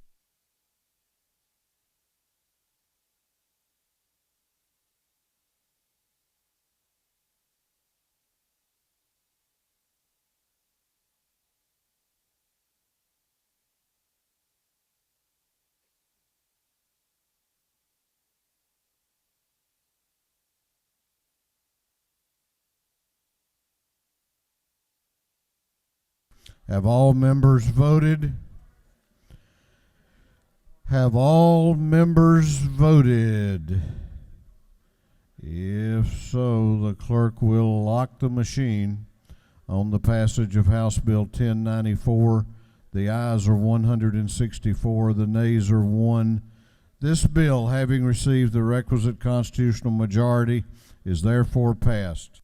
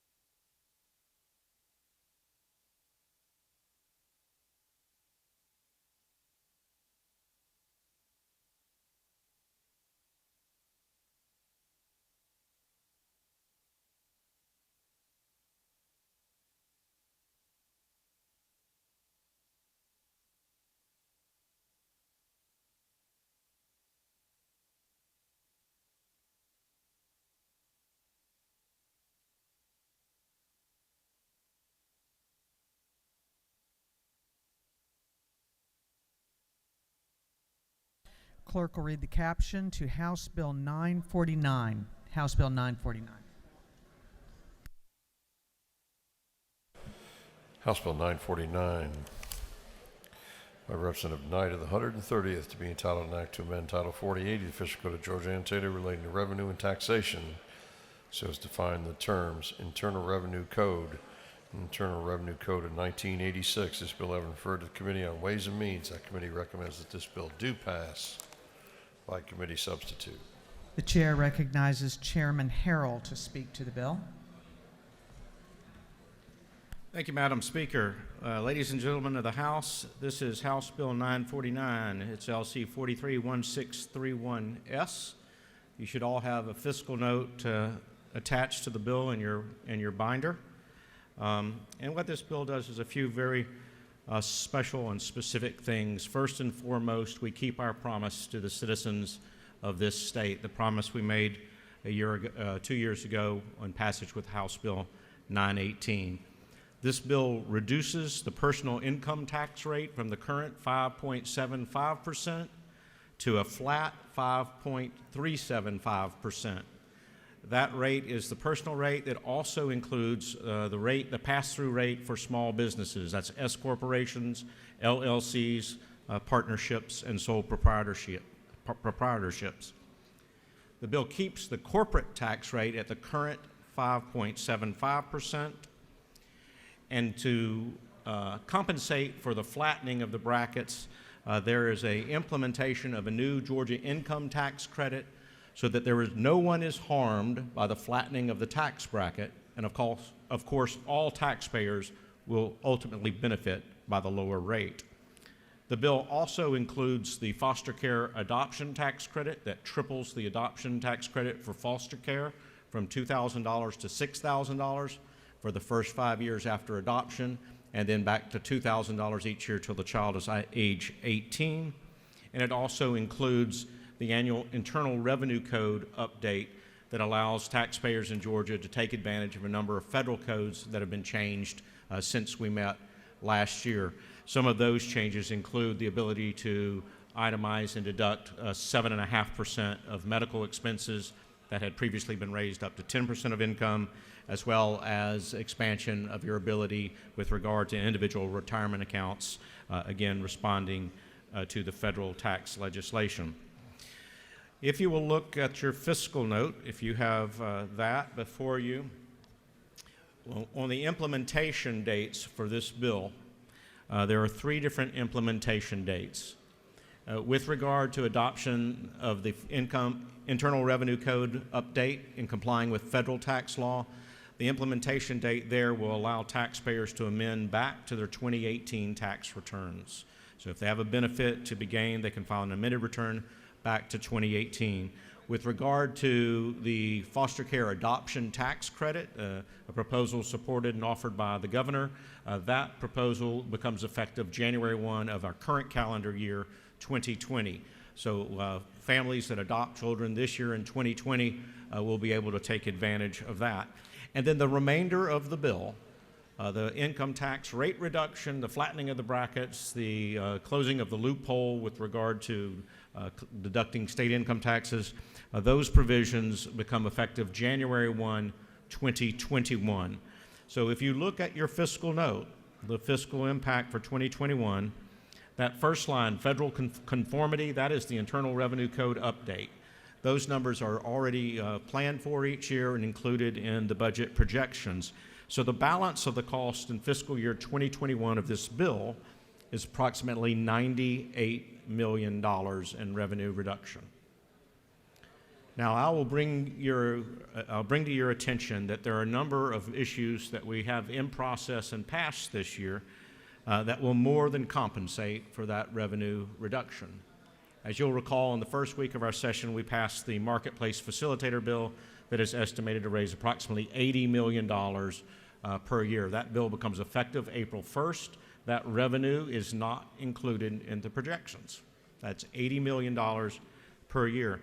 There's a bill that will come before you before crossover dealing with our lodging facilitators that is not included in the revenue projections. That's an additional $15 million. And the State Department of Revenue has recently issued 3 RFPs for pilot programs that are looking at collecting underreported and fraudulently reported sales tax, and we have estimates of between 100 and 400 million on revenue that will be realized from that program. None of these revenue raisers are included in the current budget projections. Therefore, our decision to postpone implementation until fiscal year 2021 allows us additional time to verify those revenue projections and further mitigate the loss of revenue as by virtue of reducing our taxation. You'll notice as we go out through years 22, 24, and 25, the ultimate value to the Georgia citizens receiving this tax reduction is on average $250 million per year, $250 million in tax savings and tax cut. Again, I believe it's important that, number one, we keep our promises. We've just heard the debate on the budget and the things that I am proud that this House has done to restore funding for critical programs and critical needs. We are not putting any of those services, any of the core services of government at risk. The very people that are generating income and paying taxes to the state to pay for those wonderful programs and benefits that all our citizens benefit from, they also deserve to benefit from our work here today. And the substitute to House Bill 949 is a step in that direction. Madam Speaker, that is the bill. I will yield for questions. There are a couple questions. The chair recognizes Representative Carson for a question. Thank you, Madam Chair. Does the gentleman yield? I do, yes, sir. Thank you for bringing this bill. I just wanted to ask a couple of clarifying questions. Is it not true that what we're doing in House Bill 949 is not just the IRC update, but we're making structural changes to make a fairer and flatter income tax for Georgians? I would agree, yes, sir. Does the gentleman further yield? Yes, sir. Is it also true that this will directly or indirectly benefit all Georgians by making us more competitive with our surrounding states and states in the region? That's also true. We're already very competitive with our C corporation income tax rate at 5.75%. We're a little bit high on personal income tax, so this will address that issue. And again, keep in mind, with a focus on growing small and mid-sized business, all those businesses that have pass-through income, S corporations, LLCs, partnerships, sole proprietorships, all the small and mid-sized businesses in your communities will benefit by the lower tax rate. Our corporate tax rate is already flat, so this puts small business at a flat tax rate as well. Chair recognizes Minority Leader Trammell for a question. Will the gentleman yield? Yes, sir, I will. Could you tell me what the cost of just Section 2.1 is? So just if the bill was just Section 2.1 implementing the flat tax, what would that cost the state? So again, the economists and the fiscal note generated at Georgia State and the analysis they do and the modeling they do is based on a little over 3.5 million anonymized Georgia income tax returns. The data is based on Georgia data, not IRS federal statistical analysis, not think tanks in Washington, D.C., but actual Georgia tax returns. Their analysis says that these numbers as a standalone silo cannot be accurately reflected because as a package the policy varies. But as you've heard in the past, some have suggested that a quarter-point rate reduction from 6% to 5.75% was roughly $500 million. So if you want to use that as a standalone to give you a general estimate on what the three-quarter-point reduction, you can do that math. Again, the analysis will tell you as a standalone, that's difficult to rely on. Yes, sir. Will the gentleman further yield? Yes, sir, I will. So just to calculate that math very quickly, I mean, if you were using that sort of metric to calculate the cost of Section 2.1 as a standalone, that would be somewhere between $600 million to $800 million a year? Roughly, yes, sir. Will the gentleman further yield? Yes, sir. So I just want to understand the fiscal note, and I think I do. So the way we get to the numbers that are in the attached fiscal note is we're adding back in a different section of the bill that results in increased revenue from the state by eliminating the ability of taxpayers to take a deduction on their state income tax. Well, we did a couple of things in this, putting this measure together. First of all, in the bill, as you all recognize, the bill is several different proposals. House Bill 949 was the original IRC update, the Internal Revenue Code update. Part 2 that you just asked about has been contained in House Bill 432 for 2 years, and there are fiscal notes and analysis on that bill. All these fiscal notes are available on the OPB website.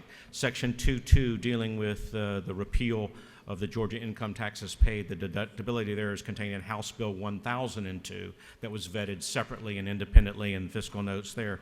And Section 2.3, the tripling the foster care adoption, that was contained in House Bill 934 with fiscal notes and analysis on that. So there is information publicly available for many weeks, or in some cases a year, on each of those component parts that have been vetted. But again, the analysis and the economists will tell you that the modeling is dependent on how those parts work together.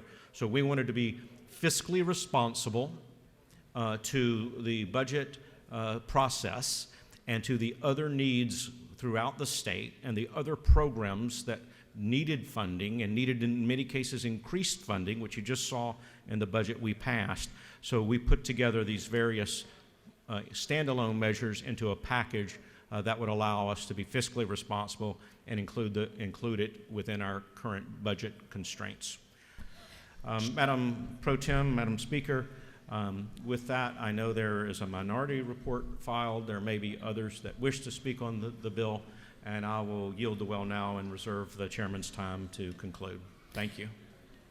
Gentleman has yielded the well. The chair recognizes Representative Wilkerson to speak to the bill.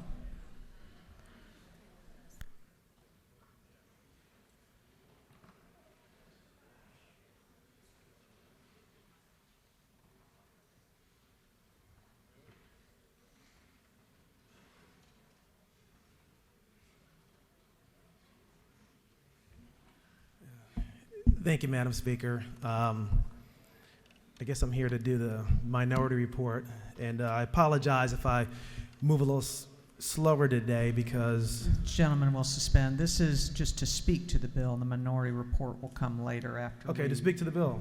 I was recognized to speak to the bill? Okay, so I'm speaking to the bill. I can do that as well. Sure. Am I recognized? Against the bill, but the minority report will come after the previous question is ordered. Can I do both, or you want me to get out? Sure. Okay, thank you. And I apologize. Like I said, the fiscal note is dated yesterday, so I apologize if I move a little slow. So I'm just going to touch on basically real quick.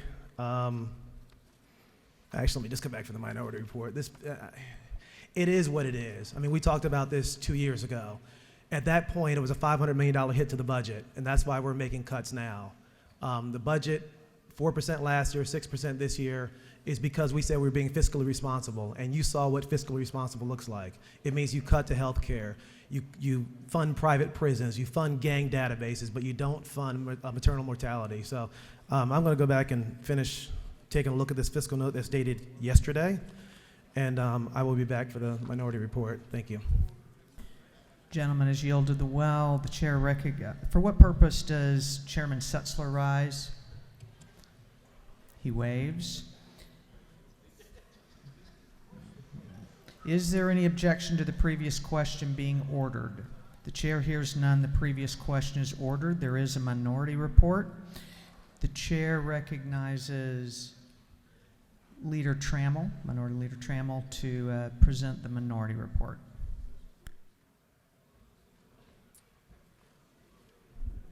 Thank you, Madam Speaker. I'm going to be brief because I have another colleague that wants to speak to the bill. But here's the deal on 949. We are fundamentally changing the way personal income tax is treated under Georgia law. We're shifting from a graduated income tax to a flat tax.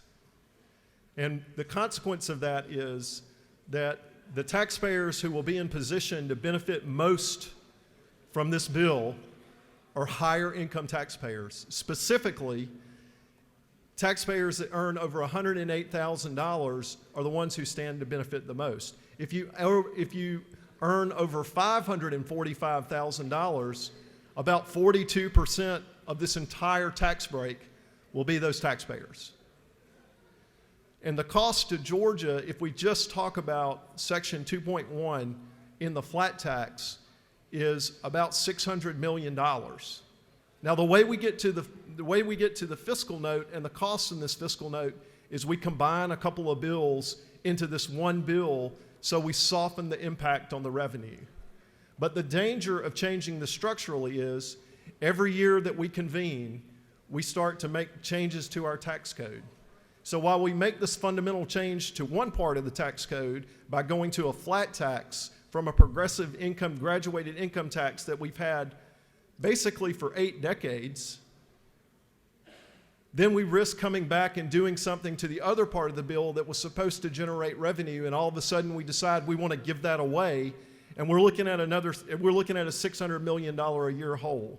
This bill, as is, creates a hole in terms of revenue. Now, maybe there's revenue generated from other measures that we've passed that will compensate that. Time will tell. But I would submit to you that we should go very slowly before we proceed into a change of this nature. And we should think about who it benefits. And we should think about who bears the brunt of the tax cuts that of the budget cuts that we will have to do as a result of less revenue.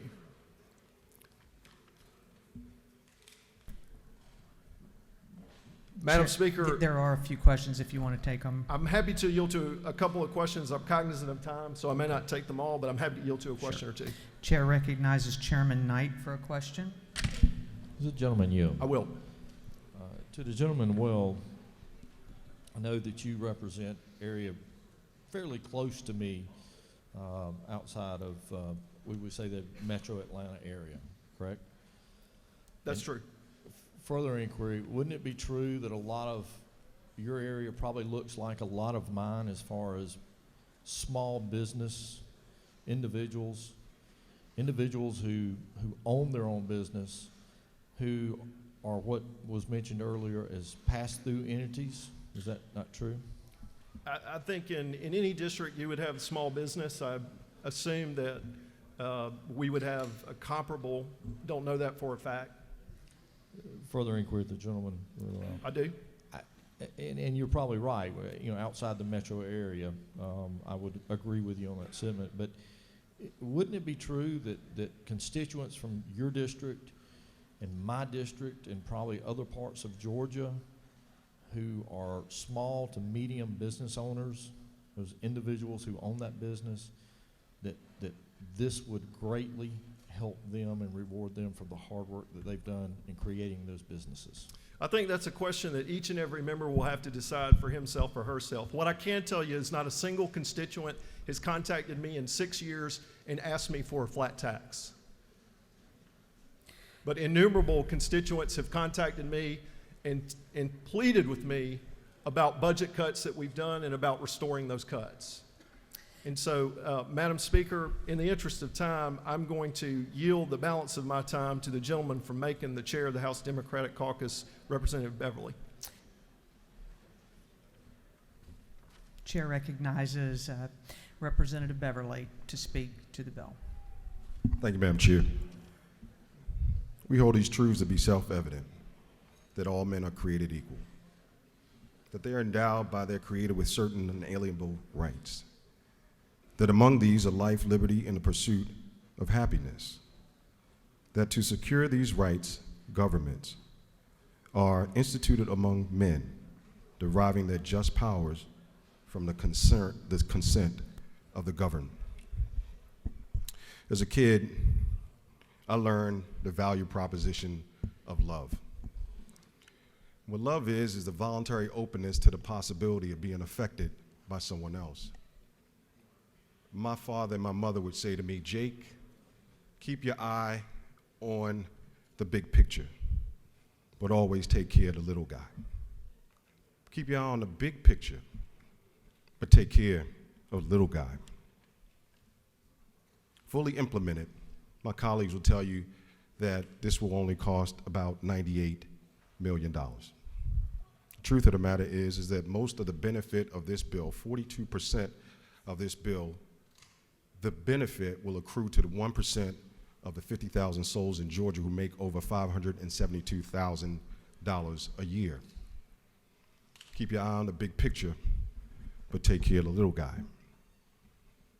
88% of all the money coming from this bill will go to, the benefit will go to people who make over $108,000 a year. Keep your eye on the big picture, but take care of the little guy. The little guy sent us up here. We are here because on some level we all know that we love the folk who we serve. But most of those people don't make over $108,000 a year. Keep your eye on the big picture, but take care of the little guy. Business at the base of the pyramid is the backbone of this country. Most of the Georgians, 2 million Georgians, make between $38,000 and $108,000 a year. Keep your eye on the big picture, but take care of the little guy. The little guy in this proposal, according to this bill, will have to pay an additional $5 a year. It's going to cost him more money. And yet we know in this General Assembly that we were sent here by the consent of the governed. And when we violate that right, then it is to the governed to tell us what the future will look like as we move forward. I would encourage my colleagues to really take a deep look at this bill, but keep that tension in your mind. Keep your eye on the big picture, but take care of the little guy. This bill harms the little guy. Gentleman is yielded the well. The chair recognizes Chairman Harrell for the chairman's report.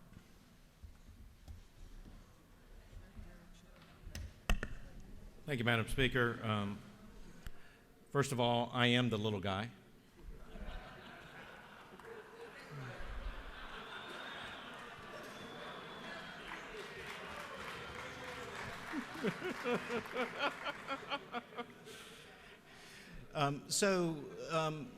Those that oppose this measure like to focus on the benefit the tax cut received by those at the lower income spectrum. And they will tell you the lowest percentage received $3, $5, $6 in savings. And someone at the high end, this high earner, is saving $2,700 under this bill. The person that saves $3 pays state income taxes of $64.50. The person that saves $2,700 pays state income taxes of $60,000. It's a percentage. So that's the way the bill works. Let me suggest also that the analysis, the forecasting, the economic models, while necessary and helpful, and I think especially when we're dealing with state analysis based on state income tax returns, are reliable. But what is also reliable is the actual hard revenues that are received into the state of Georgia each year. Through the 7 months of this fiscal year, ended January 31, 2020, both personal income tax revenues and corporate income tax revenues are up, combined up by $93 million over the prior year at the lower tax rate. And I believe the step that we've just laid out today, while in the first year is only a $98 million reduction, as I mentioned in my comments, grows to $250 million in out years, but we also have mechanisms in place to compensate for that. So we are not going to put the state, the citizens of Georgia, the valuable programs we offer at risk, at the same time reducing the burden of government on those that are funding these wonderful programs.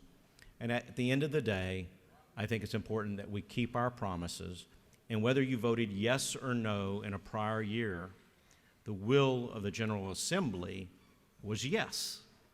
And the majority of the General Assembly was yes. And the bill signed into law was a yes. And that's what we told the citizens of Georgia, and that's what we're attempting to do today. I don't presume that I've swayed those of you that had planned to vote no in advance of this presentation. I don't presume, or at least I hope I haven't discouraged anyone that planned to vote yes. I'm confident that this measure is prudent, it's measured, it's fiscally responsible, it rewards those that are hardworking in our state with some small amount of tax reduction as compared to the burden that we place on them at all levels of government. And I would ask you to vote yes on the substitute to House Bill 949. Thank you, and I'll yield the well. The gentleman has yielded the well. Is there any objection to adopting the committee substitute? The chair hears none. The committee substitute is adopted. For what purpose does Chairman Martin rise? Parliamentary inquiry. State your inquiry. Madam Chair, I was going to ask the gentleman a question, but I'll direct it to the chair if I may. Isn't it true under this bill, if this flat tax is adopted, every salary increase that any Georgian gets at any level would be taxed at a lower rate after the passage of this bill than it would have been had this bill not passed? Every single Georgian, every new dollar they make at any level will be taxed at a lower rate because of this bill's passage. Isn't that true, Madam Speaker? The gentleman knows of which he speaks. For what purpose does Representative Clark rise? Parliamentary inquiry. State your inquiry.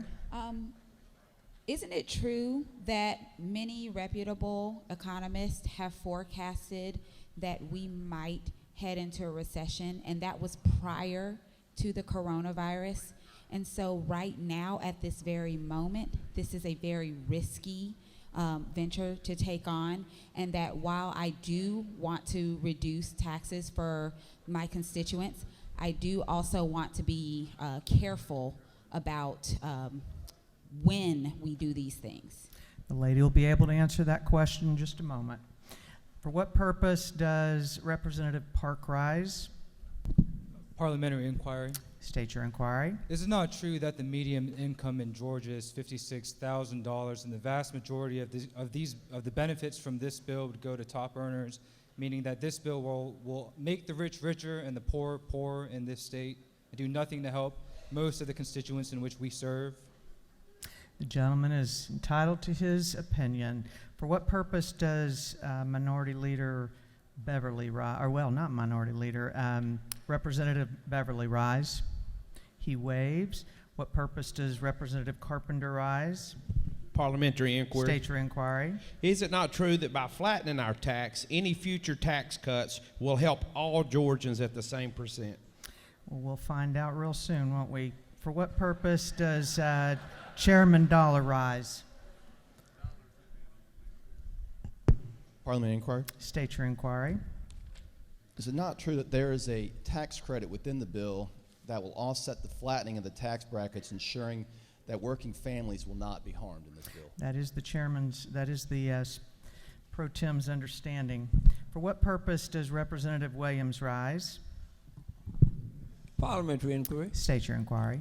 I wanted to ask the gentleman, and I was listening very close to the figures, just for clarification, was that comparatively on the existing tax raise or the tax that's going to be levied, the example he made on the savings?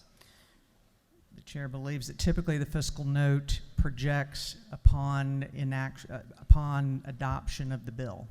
follow me, Jay. State your In inquiry. that case, then, is it not true that I'd be rushing to fire my accountant and put him in jail if I'm paying the full rate? I mean, you know, for clarification, nobody pays speaker's speechless. Nobody pays the full rate if you got an accountant that finished high school. Well, the gentleman is a lucky gentleman. The chair recognizes Chairman Corbett for parliamentary inquiry. State your inquiry. Parliamentary inquiry. State your inquiry. Is it not true that Republicans cut taxes? I'm sure the gentleman knows of which he speaks. Is it not further true that 2 years ago, we as a House took a historic step to lower the income tax rate from 6 to 5.75% with the promise that we would lower it again in the future? The gentleman knows of which he speaks. And is it not further true that today we're making good on that promise by further lowering the income tax rate to 5.35%? The House will find out in just about a moment. There's about 15 more listed with parliamentary inquiries, and considering how late it is in the day and the length of the calendar, the chair asks, is there any objection to adopting the committee substitute? The chair hears none. The committee substitute is adopted. Is there any objection to agreeing to the report of the committee, which was favorable to the passage of the bill? The chair hears none. The report of the committee is agreed to. Shall this bill now pass? All in favor of the passage of the bill will vote yes. All those opposed will vote no. And the clerk will unlock the machine.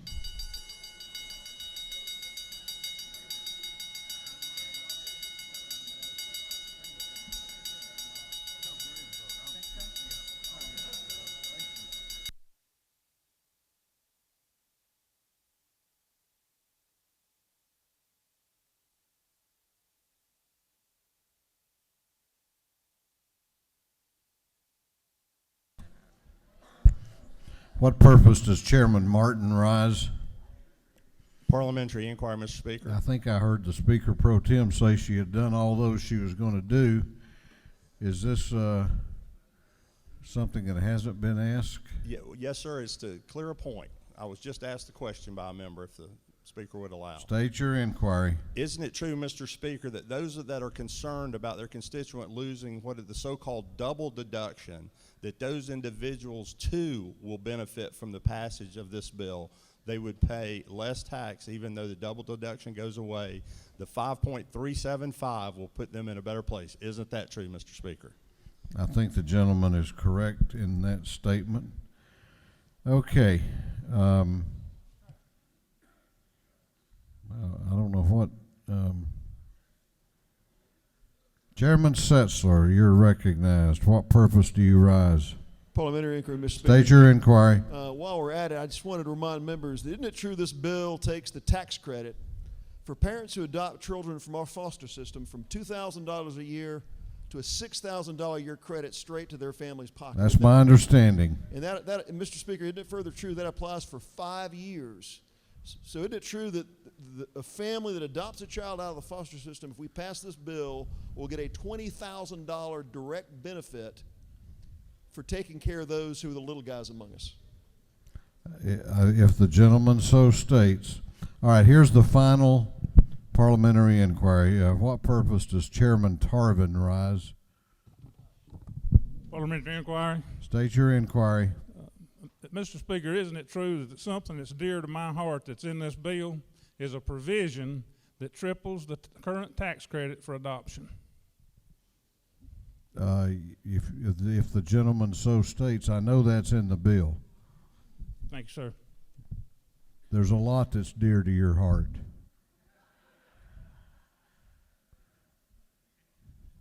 Representative Carpenter behind you says he's one of them. Okay, all members in favor of the bill are voting aye. Those opposed are voting no. Have all members voted? Have all members voted?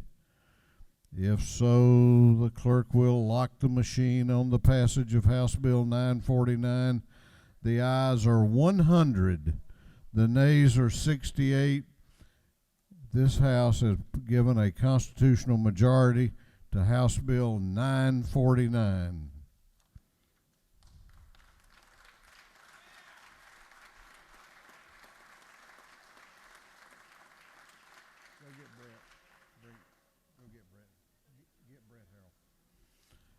clerk will read the caption to House Bill 807. House Bill 807 by Representative Montmahan of the 17th and others, being titled an act to amend Code Section 4813-4, the official code of Georgia annotated relating to levy on business or practitioner with location or office in more than one jurisdiction. This bill having referred to the Committee on Ways and Means, that committee recommends that this bill do pass by committee substitute.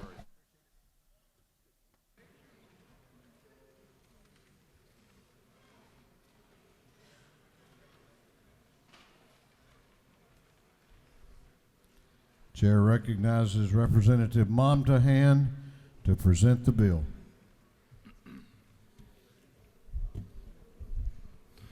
Thank you, Mr. Speaker. Members of the House, today I present to you House Bill 807. This is a bill that allows businesses to elect to use a CPA to certify gross receipt amounts through an affidavit after verification of all client tax returns or other financial data. Business taxes and financial data should be protected. This is a issue as a small business owner that is very near and dear to my heart. And we need these protections for the proprietary contracts and vendor relationships that a business may engage in. However, under current law, there's a provision that that all financials in a local municipality or area where they collect gross receipts must then be that financial data must be given, and all financial data necessary must be given over to the local municipality. It's something that this bill addresses. Another provision of this measure is to restrict the use of regulatory fees to only the administration of the regulatory activity and not for use of general government. Mr. Speaker, that is the bill, and I yield for questions.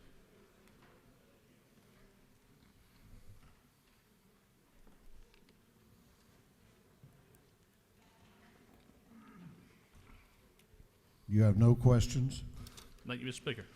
Is there any objection to the previous question being ordered? The chair hears none. The previous question is ordered. Is there any objection to adopting the committee substitute? The chair hears none. The committee substitute is adopted. Is there any objection to agreeing to the report of the committee, which was favorable to the passage of the bill? The chair hears none. The report of the committee is agreed to. Shall this bill now pass? All those in favor of the passage of House Bill 807 will vote aye. Those opposed will vote no, and the clerk will unlock the machines.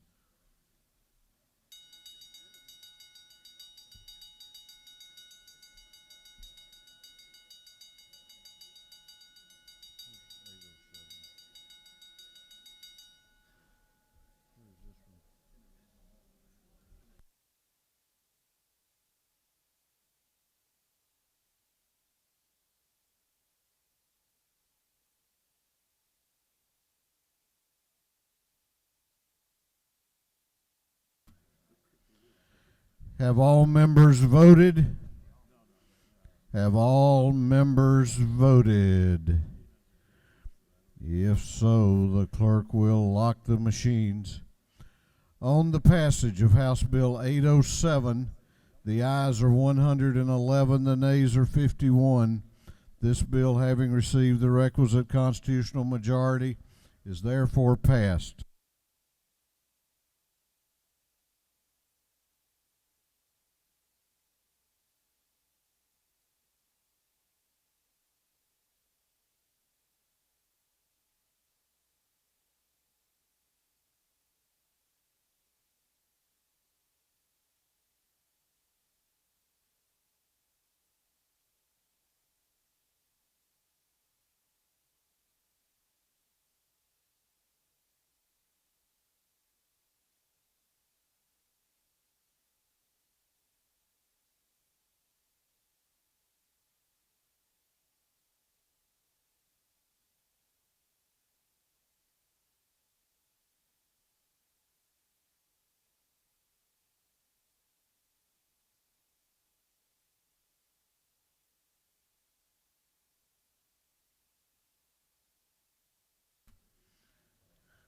Clerk will read the caption to House Bill 879.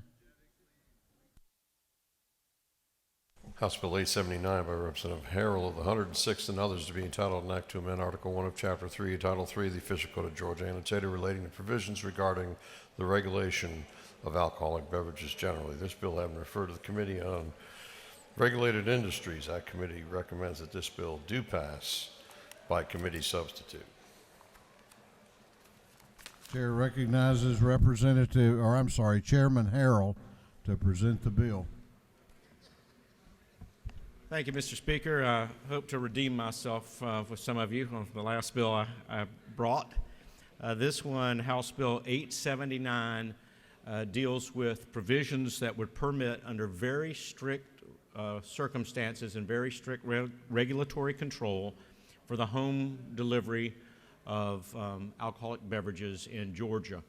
A little background, I met with industry members several times throughout the past off-season. This bill strictly complies with our three-tier system in Georgia. It is supported by all members of all three tiers. It is supported by GMA and ACCG. It has local control provisions in the bill, so if your community chooses not to participate, there's a way for them not to participate. It has strict requirements on the firms that would be and the companies that would be offering or potentially offering delivery, on the drivers that require training and so forth, and background checks, and on face-to-face transactions at the front door where proper identification is provided, age is checked, name, address, signature secured to make sure that the product remains under legal control and not provided to those that should not be provided to. The bill also has regulatory oversight by the Department of Revenue, where any violations can be addressed, up to and including revocation of the permit to allow delivery, and also those penalties would be in addition to existing penalties in law, criminal penalties, for example, for providing alcoholic beverages to a minor. As a little bit of background, one of the companies that participates in this business in another state, and there's about approaching 30 states that provide for this today, through their app, there were over 400,000 requests during calendar year 2019 for home delivery in the state of Georgia, which of course they had to say no to each and every one of those requests. So clearly that's one indication of consumer demand. And as you all recognize, more and more people are going online and placing their grocery orders online for home delivery.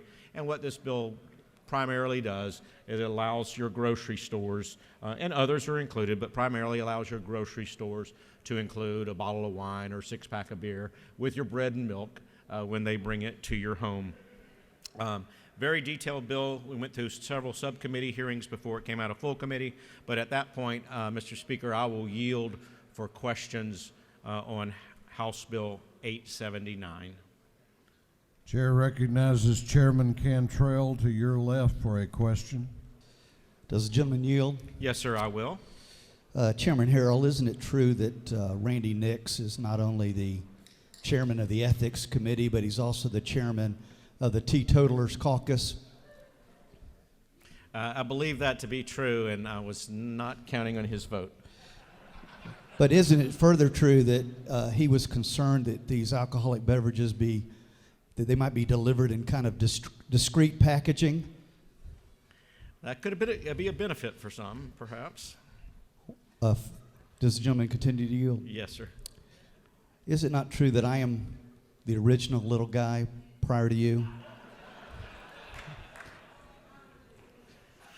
It just kind of devolved into a whole different subject here. But Mr. Speaker, I'll yield for another question if there is one. Thank you. Chair recognizes Chairman Lynn Smith to your right for a question. Thank you. I'm right behind this tall guy who's blocking your view, so thank you. I'm encouraged by your presentation and the fact that 30 states are also either doing this or consider doing it. However, is it not true that I'm hearing from parents of teenagers who need more reassurance that there will not be an avenue for these underage students to be able to acquire alcohol? If you Right. could speak to that, please. Yes, ma'am, I would be glad to. There are more restrictions in this bill than are currently present at the counter in a retail store.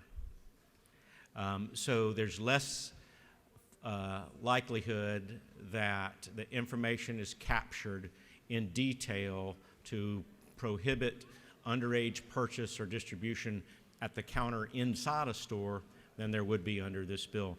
So, for example, the companies have to follow a more strict regimen. The product can only be delivered during the lawful hours that it's available for sale. The product can only be come off the retail shelf in a licensed store within a licensed jurisdiction and delivered within that same jurisdiction. There can be no delivery to a front porch, a mailbox, mailboxes, etc. It has to be at the front door face to face. The signature must be retained by the company that delivers, that verifies the age of the person that is receiving it. So quite frankly, there's more protections in this form of transfer than there, quite frankly, is in a counter in a store. Yes, ma'am. Go through that list, it takes all the fun out of it, I'll tell you that. Mr. Speaker, if there are no other questions, House Bill 879 will request your favorable consideration. Again, members of all the various industries have been participants and are generally supportive. There's questions. This is strictly a delivering bill, not a shipping bill. There's one or two questions that were concerned to some, but hopefully we're continuing to discuss those on the ability of this bill to become law in Georgia. The Department of Revenue also believes that it is drafted in a manner that will allow them to effectively enforce. I would ask you to vote yes on House Bill 879. Is there any objection to the previous question being ordered? The chair hears none. The previous question is ordered. Is there any objection to adopting the committee substitute? The chair hears none. The committee substitute is adopted. Is there any objection to agreeing to the report of the committee, which was favorable to the passage of the bill? The chair hears none. The report of the committee is agreed to. Shall this bill now pass? All those in favor of the passage of House Bill 879 will vote aye. Those opposed will vote no, and the clerk will unlock the machines.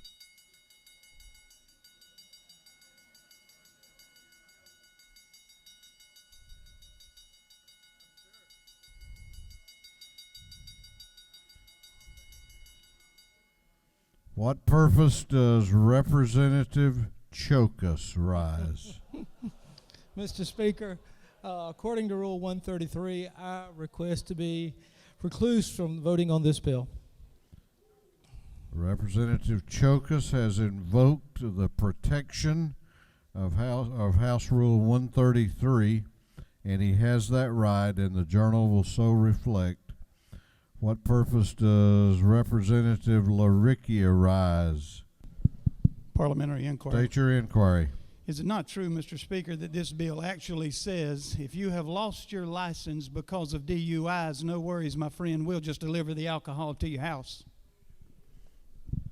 Well, that's a question that addresses itself to each and every member, I think.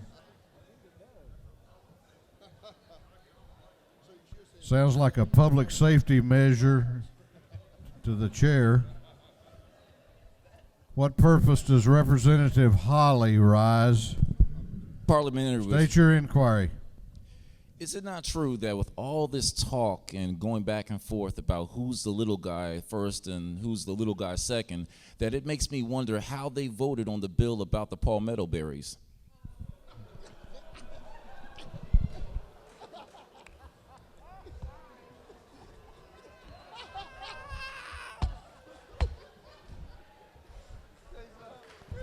I know where not to tread, okay? What purpose does Representative Rick Williams rise? Parliamentary State your inquiry. Yes, sir. Is it not true that if we're confined and quarantined for 14 days, we might need to utilize this bill?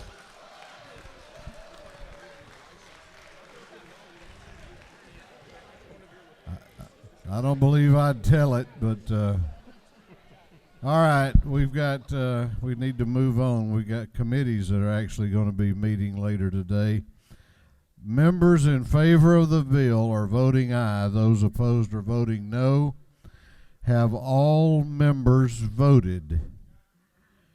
Have all members voted? If so, the clerk will lock the machines. On the passage of House Bill 879, the ayes are 110, the nays are 54.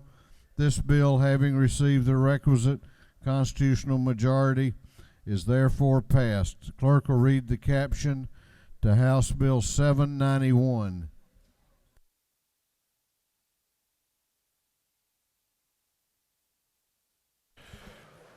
House Bill 791 by Representative Stevens and 164 to be entitled an act to amend Code Section 26480, the official code of Georgia annotated relating to license required for practice of pharmacy. This bill having referred to the Committee on Health and Human Services, that committee recommends that this bill do pass by committee substitute. Chair recognizes Chairman Stevens to present the bill. Thank you, Mr. Speaker. This is a very simple measure, and it's some of you may wonder why you'd be wanting to have a 90-day supply placed in law to allow you to dispense a 90-day supply. And it's all because, again, back to the PBM issue. So all this bill does very simply is if there is sufficient quantity, whenever you go into your pharmacy, that you may have a 90-day supply at the pharmacist's discretion. It cannot be used for the initial prescription that's filled, and it cannot be used for controlled substances.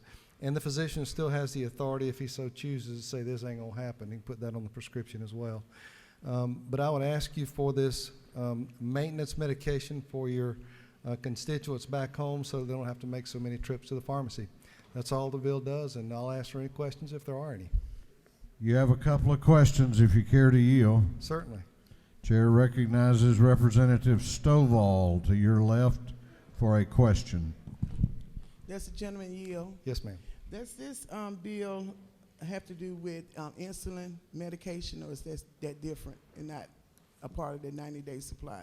It is. Anything that's non-controlled, if it is maintenance medication, and that's clearly one of those, it should fall within that, in that purview. Yes, ma'am. Okay, thank you. Do you further yield? Yes, sir. Chair recognizes Representative Bentley to your left for a question. Thank you, Mr. Speaker. Does the gentleman yield? Yes, ma'am. Is it not true that my husband will be returning to the Shepherd Center April 27th, and we live down in rural Georgia, away from our local pharmacists, and having a 90-day supply of medication will help us while we're away from Taylor County at the Shepherd Center? The gentlelady is correct, and unfortunately, this is another one of those bills that might prevent you from having a lot of business because it'll keep people living. Well, Thank you, Mr. Speaker. I'll yield the well. Is there any objection to the previous question being ordered? The chair hears none. The previous question is ordered. Is there any objection to adopting the committee substitute? The chair hears none. The committee substitute is adopted. Is there any objection to agreeing to the report of the committee, which was favorable to the passage of the bill? The chair hears none. The report of the committee is agreed to. Shall this bill now pass? All those in favor of the passage of the bill will vote aye. Those opposed will vote no. And the clerk will unlock the machines.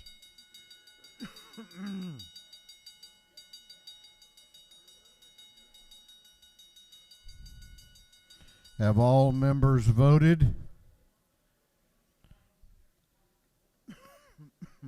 Have all members voted? If so, the clerk will lock the machine on the passage of House Bill 791. The ayes are 164, the nays are 0. This bill, having received the requisite constitutional majority is therefore passed. Clerk will read the caption to House Bill 1082. House Bill 1082 by Representative Powell, the 32nd and others to be entitled an act to amend Article 1A of Chapter 11 of Title 40 of the Official Code of Georgia annotated relating to abandoned motor vehicles so as to provide for notification letter for retrieving a motor vehicle held by a towing and storage firm. This bill having referred to the Committee on Motor Vehicles, that committee recommends that this bill do pass. Chair recognizes Chairman Alan Powell to present the bill. Thank you, Mr. Speaker, and ladies and gentlemen. I bring you to this afternoon House Bill 1082. Last several years, we've been trying to clean up the non-consensual tow problems that's been experienced. These are the folks you might remember the last couple of years we've had bills that said that these towing operations that are ordered by law enforcement to pick up vehicles, most of these are derelicts, they're junks, they're abandoned vehicles. But because they are still considered private property and personal property, it can't easily be done away with. Last year we worked through it through the help of the good help through the magistrates. We were able to trim the cost down to these vehicles because the junk yards are filling up. They have no place to put them and they can't dispose of them. So we passed the legislation. You passed the legislation last year. And now the only other problems that came up was with the filing fees. One of the things that we agreed with last year was that a filing fee would be $11 with no other charges, and the certified court order for the judgment would be $14. That was $25. But what we found is that some of the clerks have been charging upwards of $50 or $60 surcharges on top of the filing fees in the court orders. This clarifies this. This says again that it is just $11 and $14. The other thing it does is because of the drive system that's been enacted over at motor vehicles, that we have reduced from 15 to 10 days, which is to the benefit of the owner of record of those vehicles, that they have to be notified in that 10-day period that this particular salvage yard or junk yard or towing operation, that they have in fact towed that vehicle. Ladies and gentlemen, that's pretty simple, and that's what it does. I'd be glad to answer a question, and if there are none, I'll sit down. You can sit down. There are no questions. Is there any objection to the previous question being ordered? The chair hears none. The previous question is ordered. Is there any objection to agreeing to the report of the committee, which was favorable to the passage of the bill? The chair hears none. The report of the committee is agreed to. Shall this bill now pass? All those in favor of the passage of House Bill 1082 will vote aye. Those opposed will vote no, and the clerk will unlock the machines.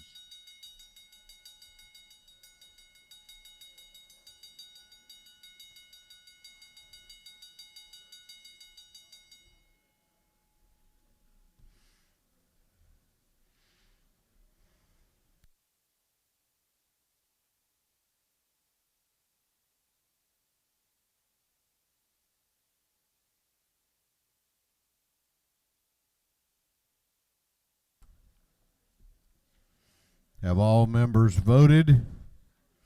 Have all members voted? If so, the clerk will lock the machines on the passage of House Bill 1082. The ayes are 162, the nays are 0. This bill, having received the requisite constitutional majority, is therefore passed. The clerk will read the caption to House Bill 216.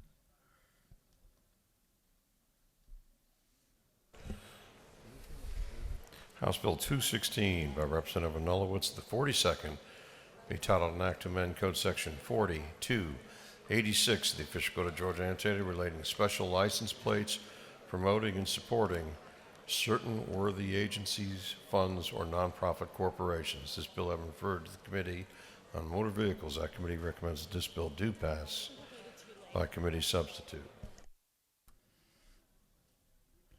Chair recognizes Representative Anulowicz to present the bill. Thank you, Mr. Speaker.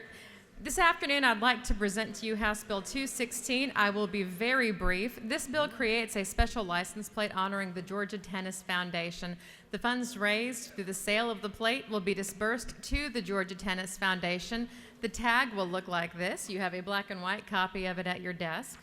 And the Georgia Tennis Foundation has met all of the requirements of the Georgia Department of Revenue, including the special license plate sponsor bond, and they have 1,000 pre-sold tags. I hope for your favorable consideration, and with that, I yield the well. You have no questions. Thank you.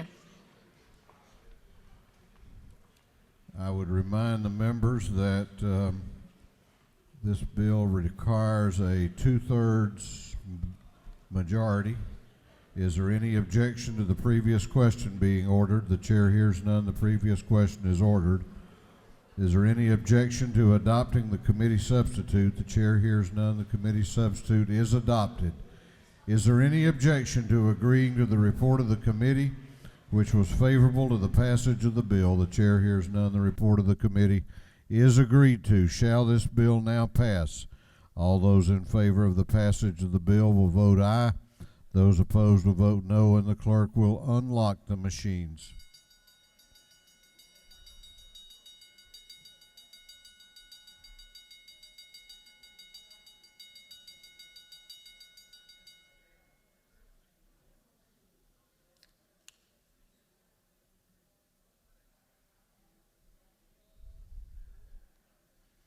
Have all members voted? Have all members voted? If so, the clerk will lock the machines on the passage of House Bill 216. The ayes are 161, the nays are 2. This bill, having received the requisite constitutional majority, is therefore passed.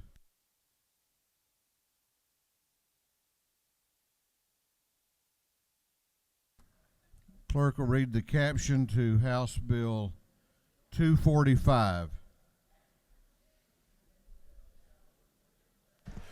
House Bill 245 by Representative Buckner, the 137th to be titled, an act to amend Code Section 471780, the official code of Georgia annotated relating to retirement benefit options and payments to surviving spouses. This bill having referred to the Committee on Retirement, that committee recommends that this bill do pass.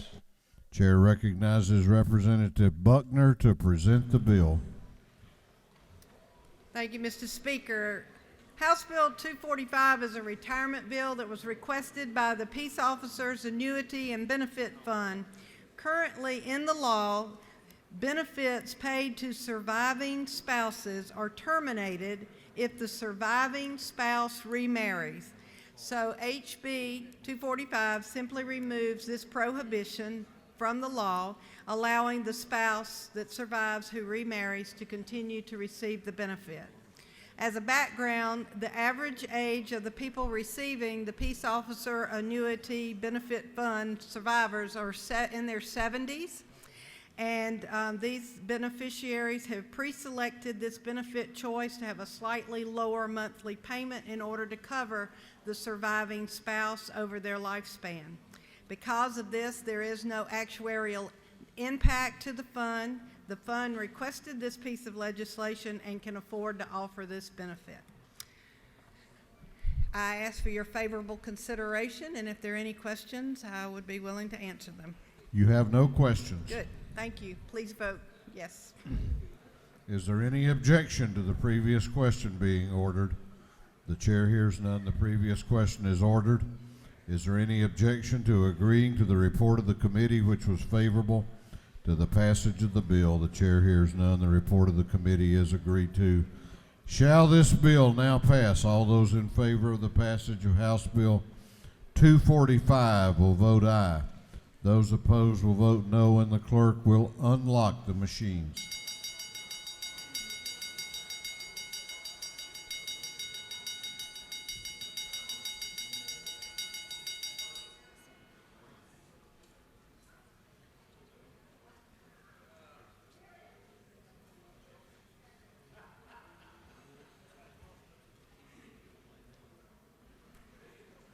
Have all members voted?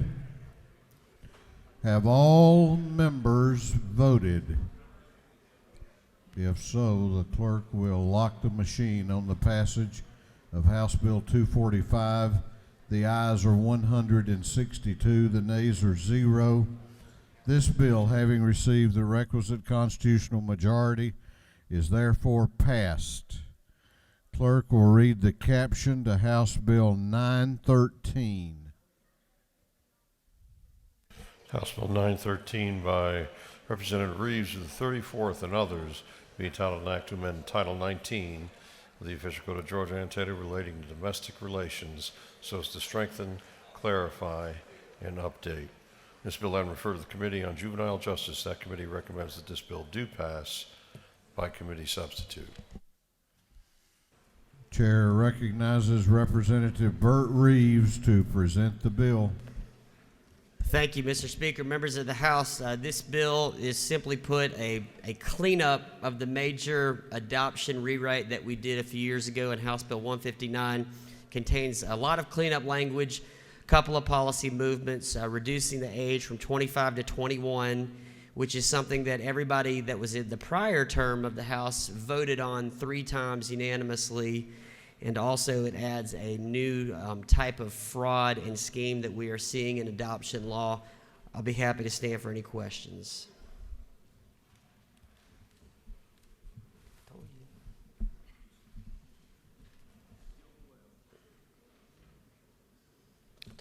You have a question if you care to yield. Absolutely. Chair recognizes Representative Shannon to your right for a question. Thank you, Mr. Speaker. Does the representative yield for I a do. question? So I understand what you're trying to do in lines 580 through 587. You're trying to make sure that those who would like to adopt are not taken advantage of. But in this section, I'm just worried that this is going to put undue pressure on somebody who's trying to make the decision about whether or not they want a parent. It's a complicated decision, and the way that you've got this listed is that it would be unlawful for anybody to basically say that they are willing to allow someone to adopt when they know that they don't have intentions to do that. My concern is that this is a tough decision, and this will put pressure on somebody who at the beginning may decide they want to place a future child up for adoption, but changes their mind later. So where it says it would become unlawful, what level of a crime would it be for that person, and how would you prove it or disprove? Well, do you see what I'm saying? Well, thank you for your question. We had testimony in committee. There's been about 25 examples in the state of Georgia where there are people out there in the state, and not just in the state, around the country, who get their kicks by contacting parents who are intending and wanting to adopt a child and convincing them that they are pregnant and that they intend to have this other person adopt their child, which causes all types of things to go in motion, which usually involves financial expenses.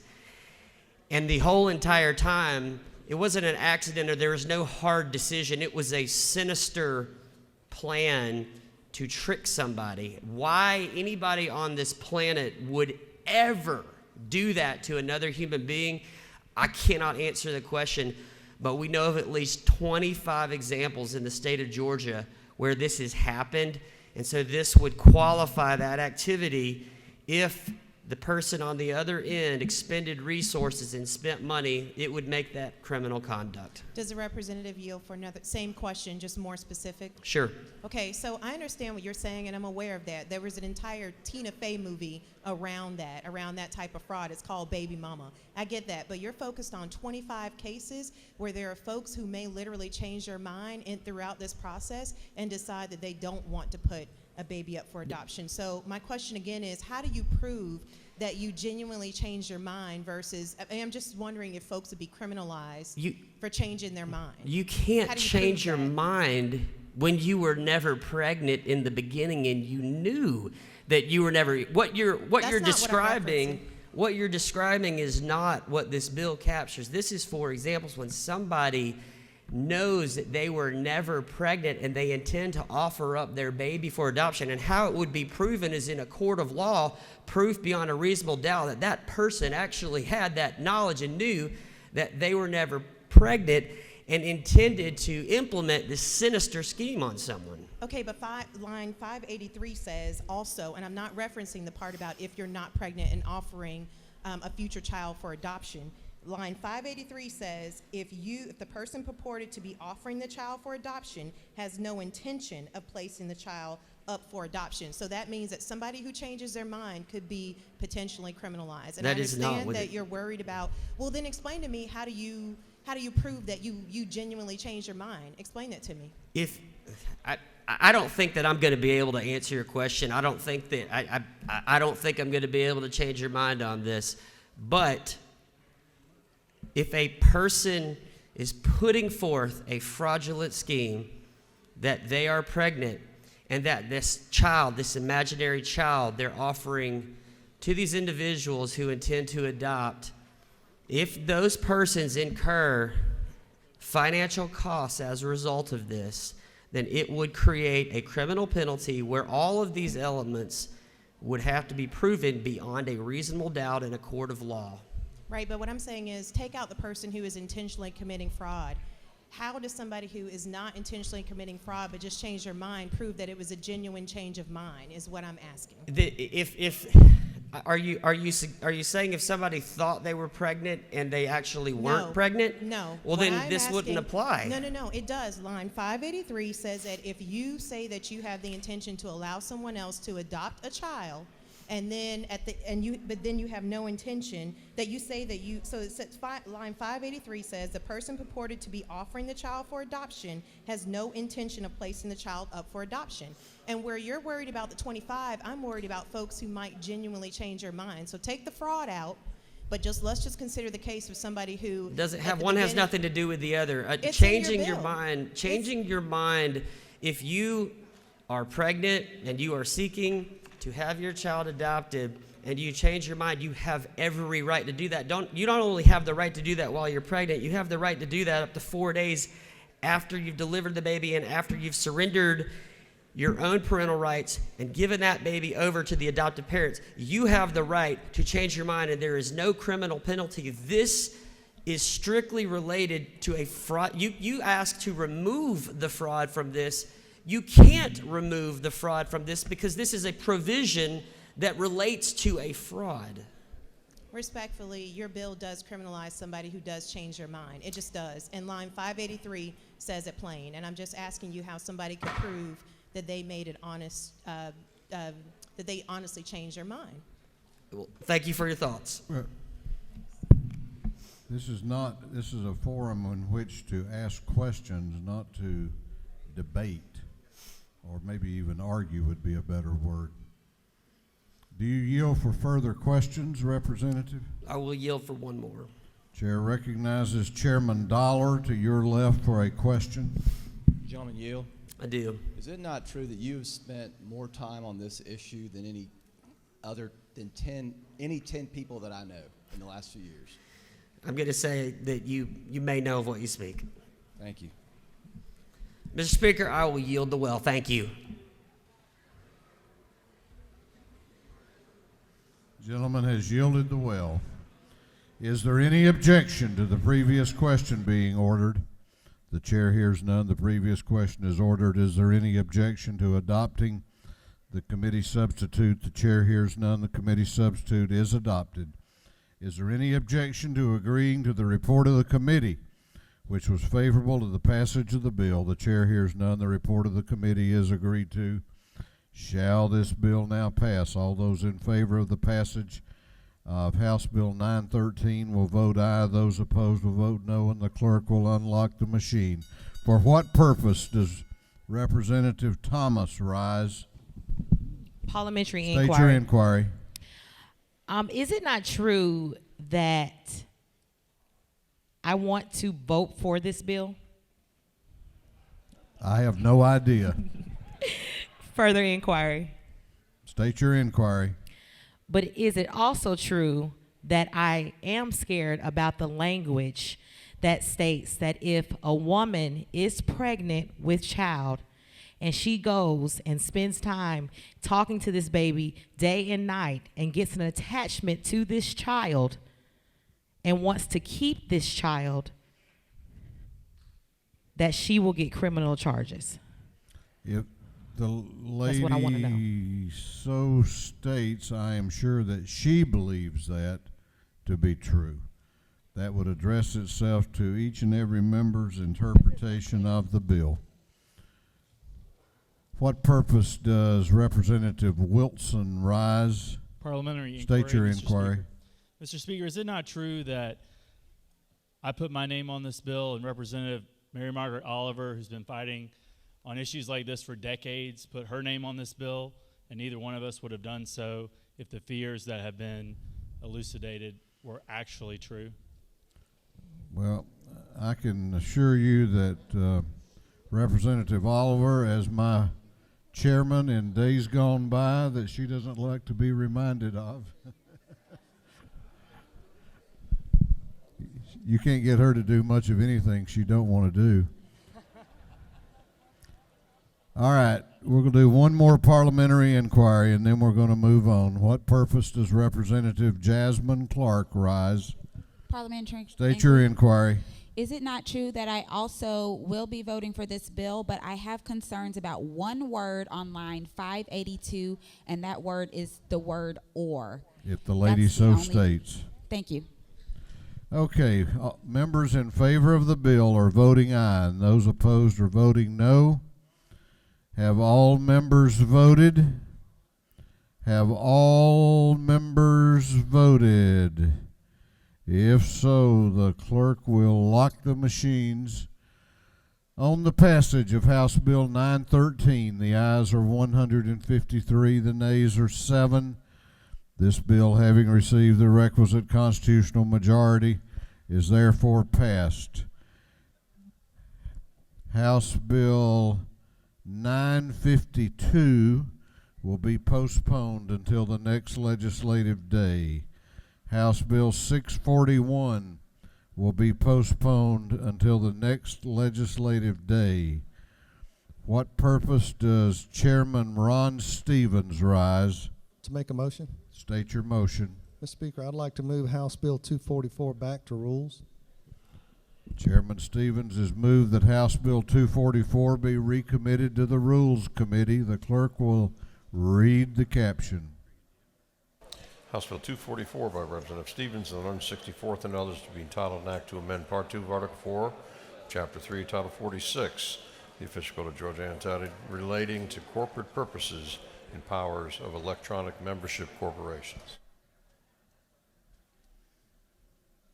On the gentleman's motion that House Bill 244 be recommitted to the Rules Committee, is there objection? Is there objection? The chair hears none, and it is so ordered. What purpose does Representative Kirby rise? Make a motion. State your motion. I move that House Bill 474 be moved from Industry and Labor Committee to the Special Committee on Access to the Civil Justice System, and both chairmen agree. Representative Kirby has moved that House Bill 474 be moved from the Industry and Labor Committee to the Special Committee on Access to the Civil Justice System. Clerk will read the caption. House Bill 474 by Representative Kirby, the 114th and others to be entitled an act to amend Chapter 9 and Title 34 of the official code of Georgia annotated relating to workers' compensation.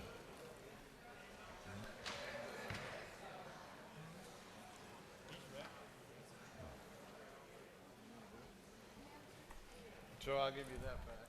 On the representative's motion that House Bill 474 be moved from the Industry and Labor Committee to the Special Committee on Access to the Civil Justice System, is there objection? Is there objection? The chair hears none, and it is so ordered. Chair recognizes the majority leader of the House for a motion, for a resolution.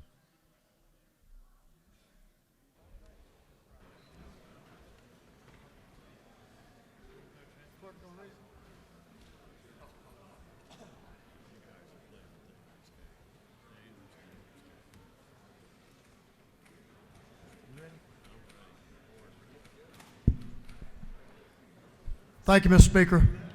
Mr. Speaker, I would ask that the clerk read a resolution, please. Unnumbered House Resolution by Representative Burns, 159th, and Kelly, the 16th. A resolution relative to meetings and adjournments of the House of Representatives and for other purposes.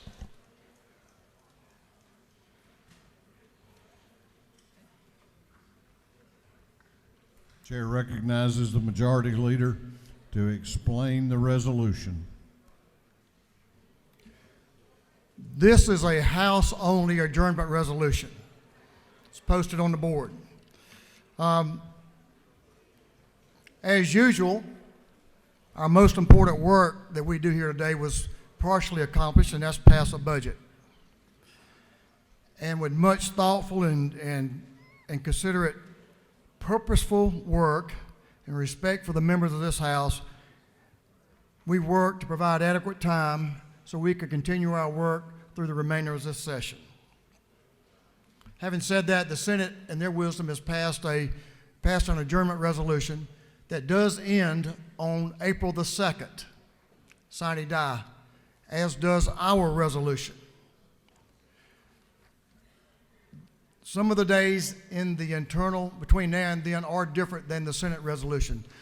We are able to do that, and we are able to conduct our business, and they are able to conduct theirs. As you can see, and you can read for yourself the terms of the resolution, the days out will provide adequate time for us to consider the remainder of our work as we go through the remainder of the session. Monday and Tuesday, Friday we'll be in for first readers after the crossover.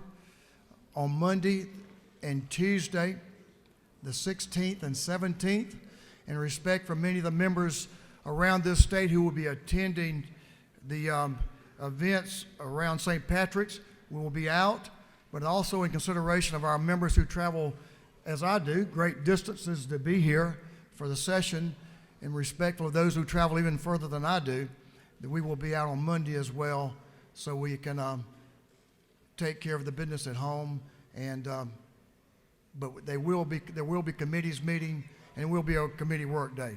Mr. Speaker, with that, I think that explains pretty much, as you can see, the days for yourself. This will take us through the end of the session, and we'd appreciate your favorable consideration on this adjournment resolution. Mr. Speaker, I'll take any questions. You have no questions. I'll ask for your support, and I'll yield the well. Thank you, Mr. Speaker. Is there any objection to the previous question being ordered on the unnumbered House resolution? Hearing no objection.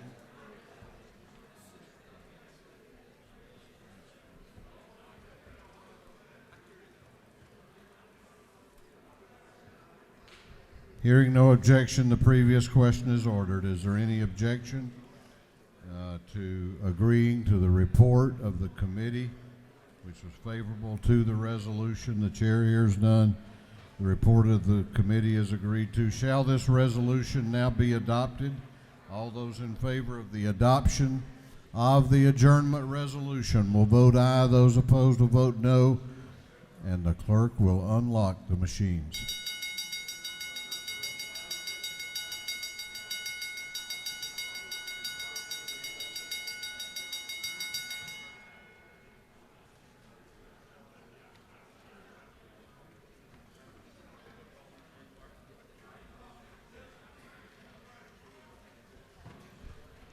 Have all members voted?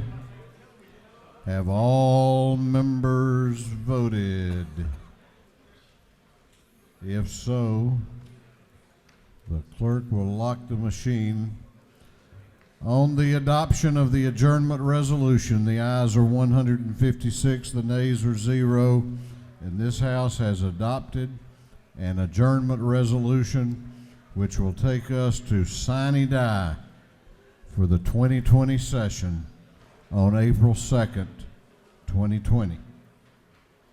If you have signed up for an announcement, clerk will read the caption to a group of privilege resolutions. Welcoming H.E. Stanley, representative of Taipei Economic and Cultural Representative Office. recognizing and celebrating Jose Antonio Guerrero, Vice President of the Georgia Latino Film Alliance and Festival, recognizing and commending Yvette Moyes, co-founder and president of the Georgia Latino Film Alliance and Festival, for her work in helping the Georgia Latino film industry, recognizing and celebrating Jose Antonio Marquez as co-founder, chair, and CEO of Georgia Latin Film Alliance and Festival, and his work for helping the Georgia Latino film industry thrive, recognizing and commending the Georgia High School Fencing League and its team members, and for other purposes. That completes the reading of the privilege resolution. Is there any objection to adopting the privilege resolutions? The chair hears none, and the resolutions are adopted. If you have signed up for an announcement, please make your way to the front of the chamber. Chair recognizes Chairman McCall for an announcement. Thank you, Mr. Speaker. On your desk, y'all saw that tomorrow morning at 7:30 is that annual legislative steak biscuit breakfast put on by the Cattlemen Association down in 216. There's one caveat. If you are against the right to farm bill, we ain't gonna give you a biscuit. And there's also an ag meeting at 8 o'clock in the morning. Thank you. That means you don't need many for the Senate, do you? The chair recognizes Chairman Hatchett for an announcement. Thank you, Mr. Speaker. The Majority Caucus will meet tomorrow at 1 p.m. in room 403. Tomorrow, 1 p.m. in 403. Chair recognizes Chairman Houston for an announcement. She waves. Chair recognizes Chairman Parsons for an announcement. Thank you, Speaker Ralston. The Energy, Utilities, and Telecommunications Committee that was meeting that was scheduled for today, we will not have it today. We will have it in the morning, 9 o'clock in the morning, in room 403 of the Capitol. Thank you. Chair recognizes Chairman Newton for an announcement. Thank you, Mr. Speaker. Two committees meeting today, Health and Human Services in 606 CLOB in about 10 minutes at 5:30. That will be a brief meeting for us to go over a couple of quick things. Also, the Committee on Access to Quality Health Care will meet in the same room also for a brief meeting. So Health and Human Services and Committee on Access to Quality Health Care, both in 606 CLOB. Thank you. Chair recognizes Chairman Cantrell for an announcement. The Academic Support Subcommittee will meet upon adjournment in 406 of CLOB, and that'll be immediately followed by the full Education Committee. So if you're on the Education Committee, we'll be in 406. Chair recognizes Chairman Barr for an announcement.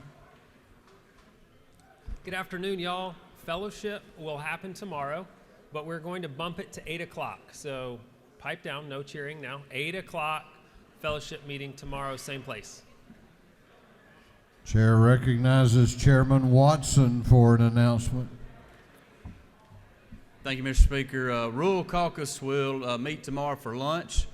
Food will start fixing plates around 11:45 so we can be done in time for Majority Caucus. 201 Department of Ag. Thank you. Chair recognizes Representative Todd Jones for an announcement. Good afternoon. Judiciary will not be meeting today. We will meet tomorrow at 1:30 in room 132. Chair recognizes Chairman Martin for an announcement. Thank you, Mr. Speaker. I want to remind the members of the Higher Ed Committee we will meet tomorrow in 606 of the CLOB. We're scheduled at 1 o'clock. That will be pushed slightly because of the Majority Caucus meeting, but plan on seeing us. We'll be over there between 1 and 3. We have 3 measures to hear. Thank you.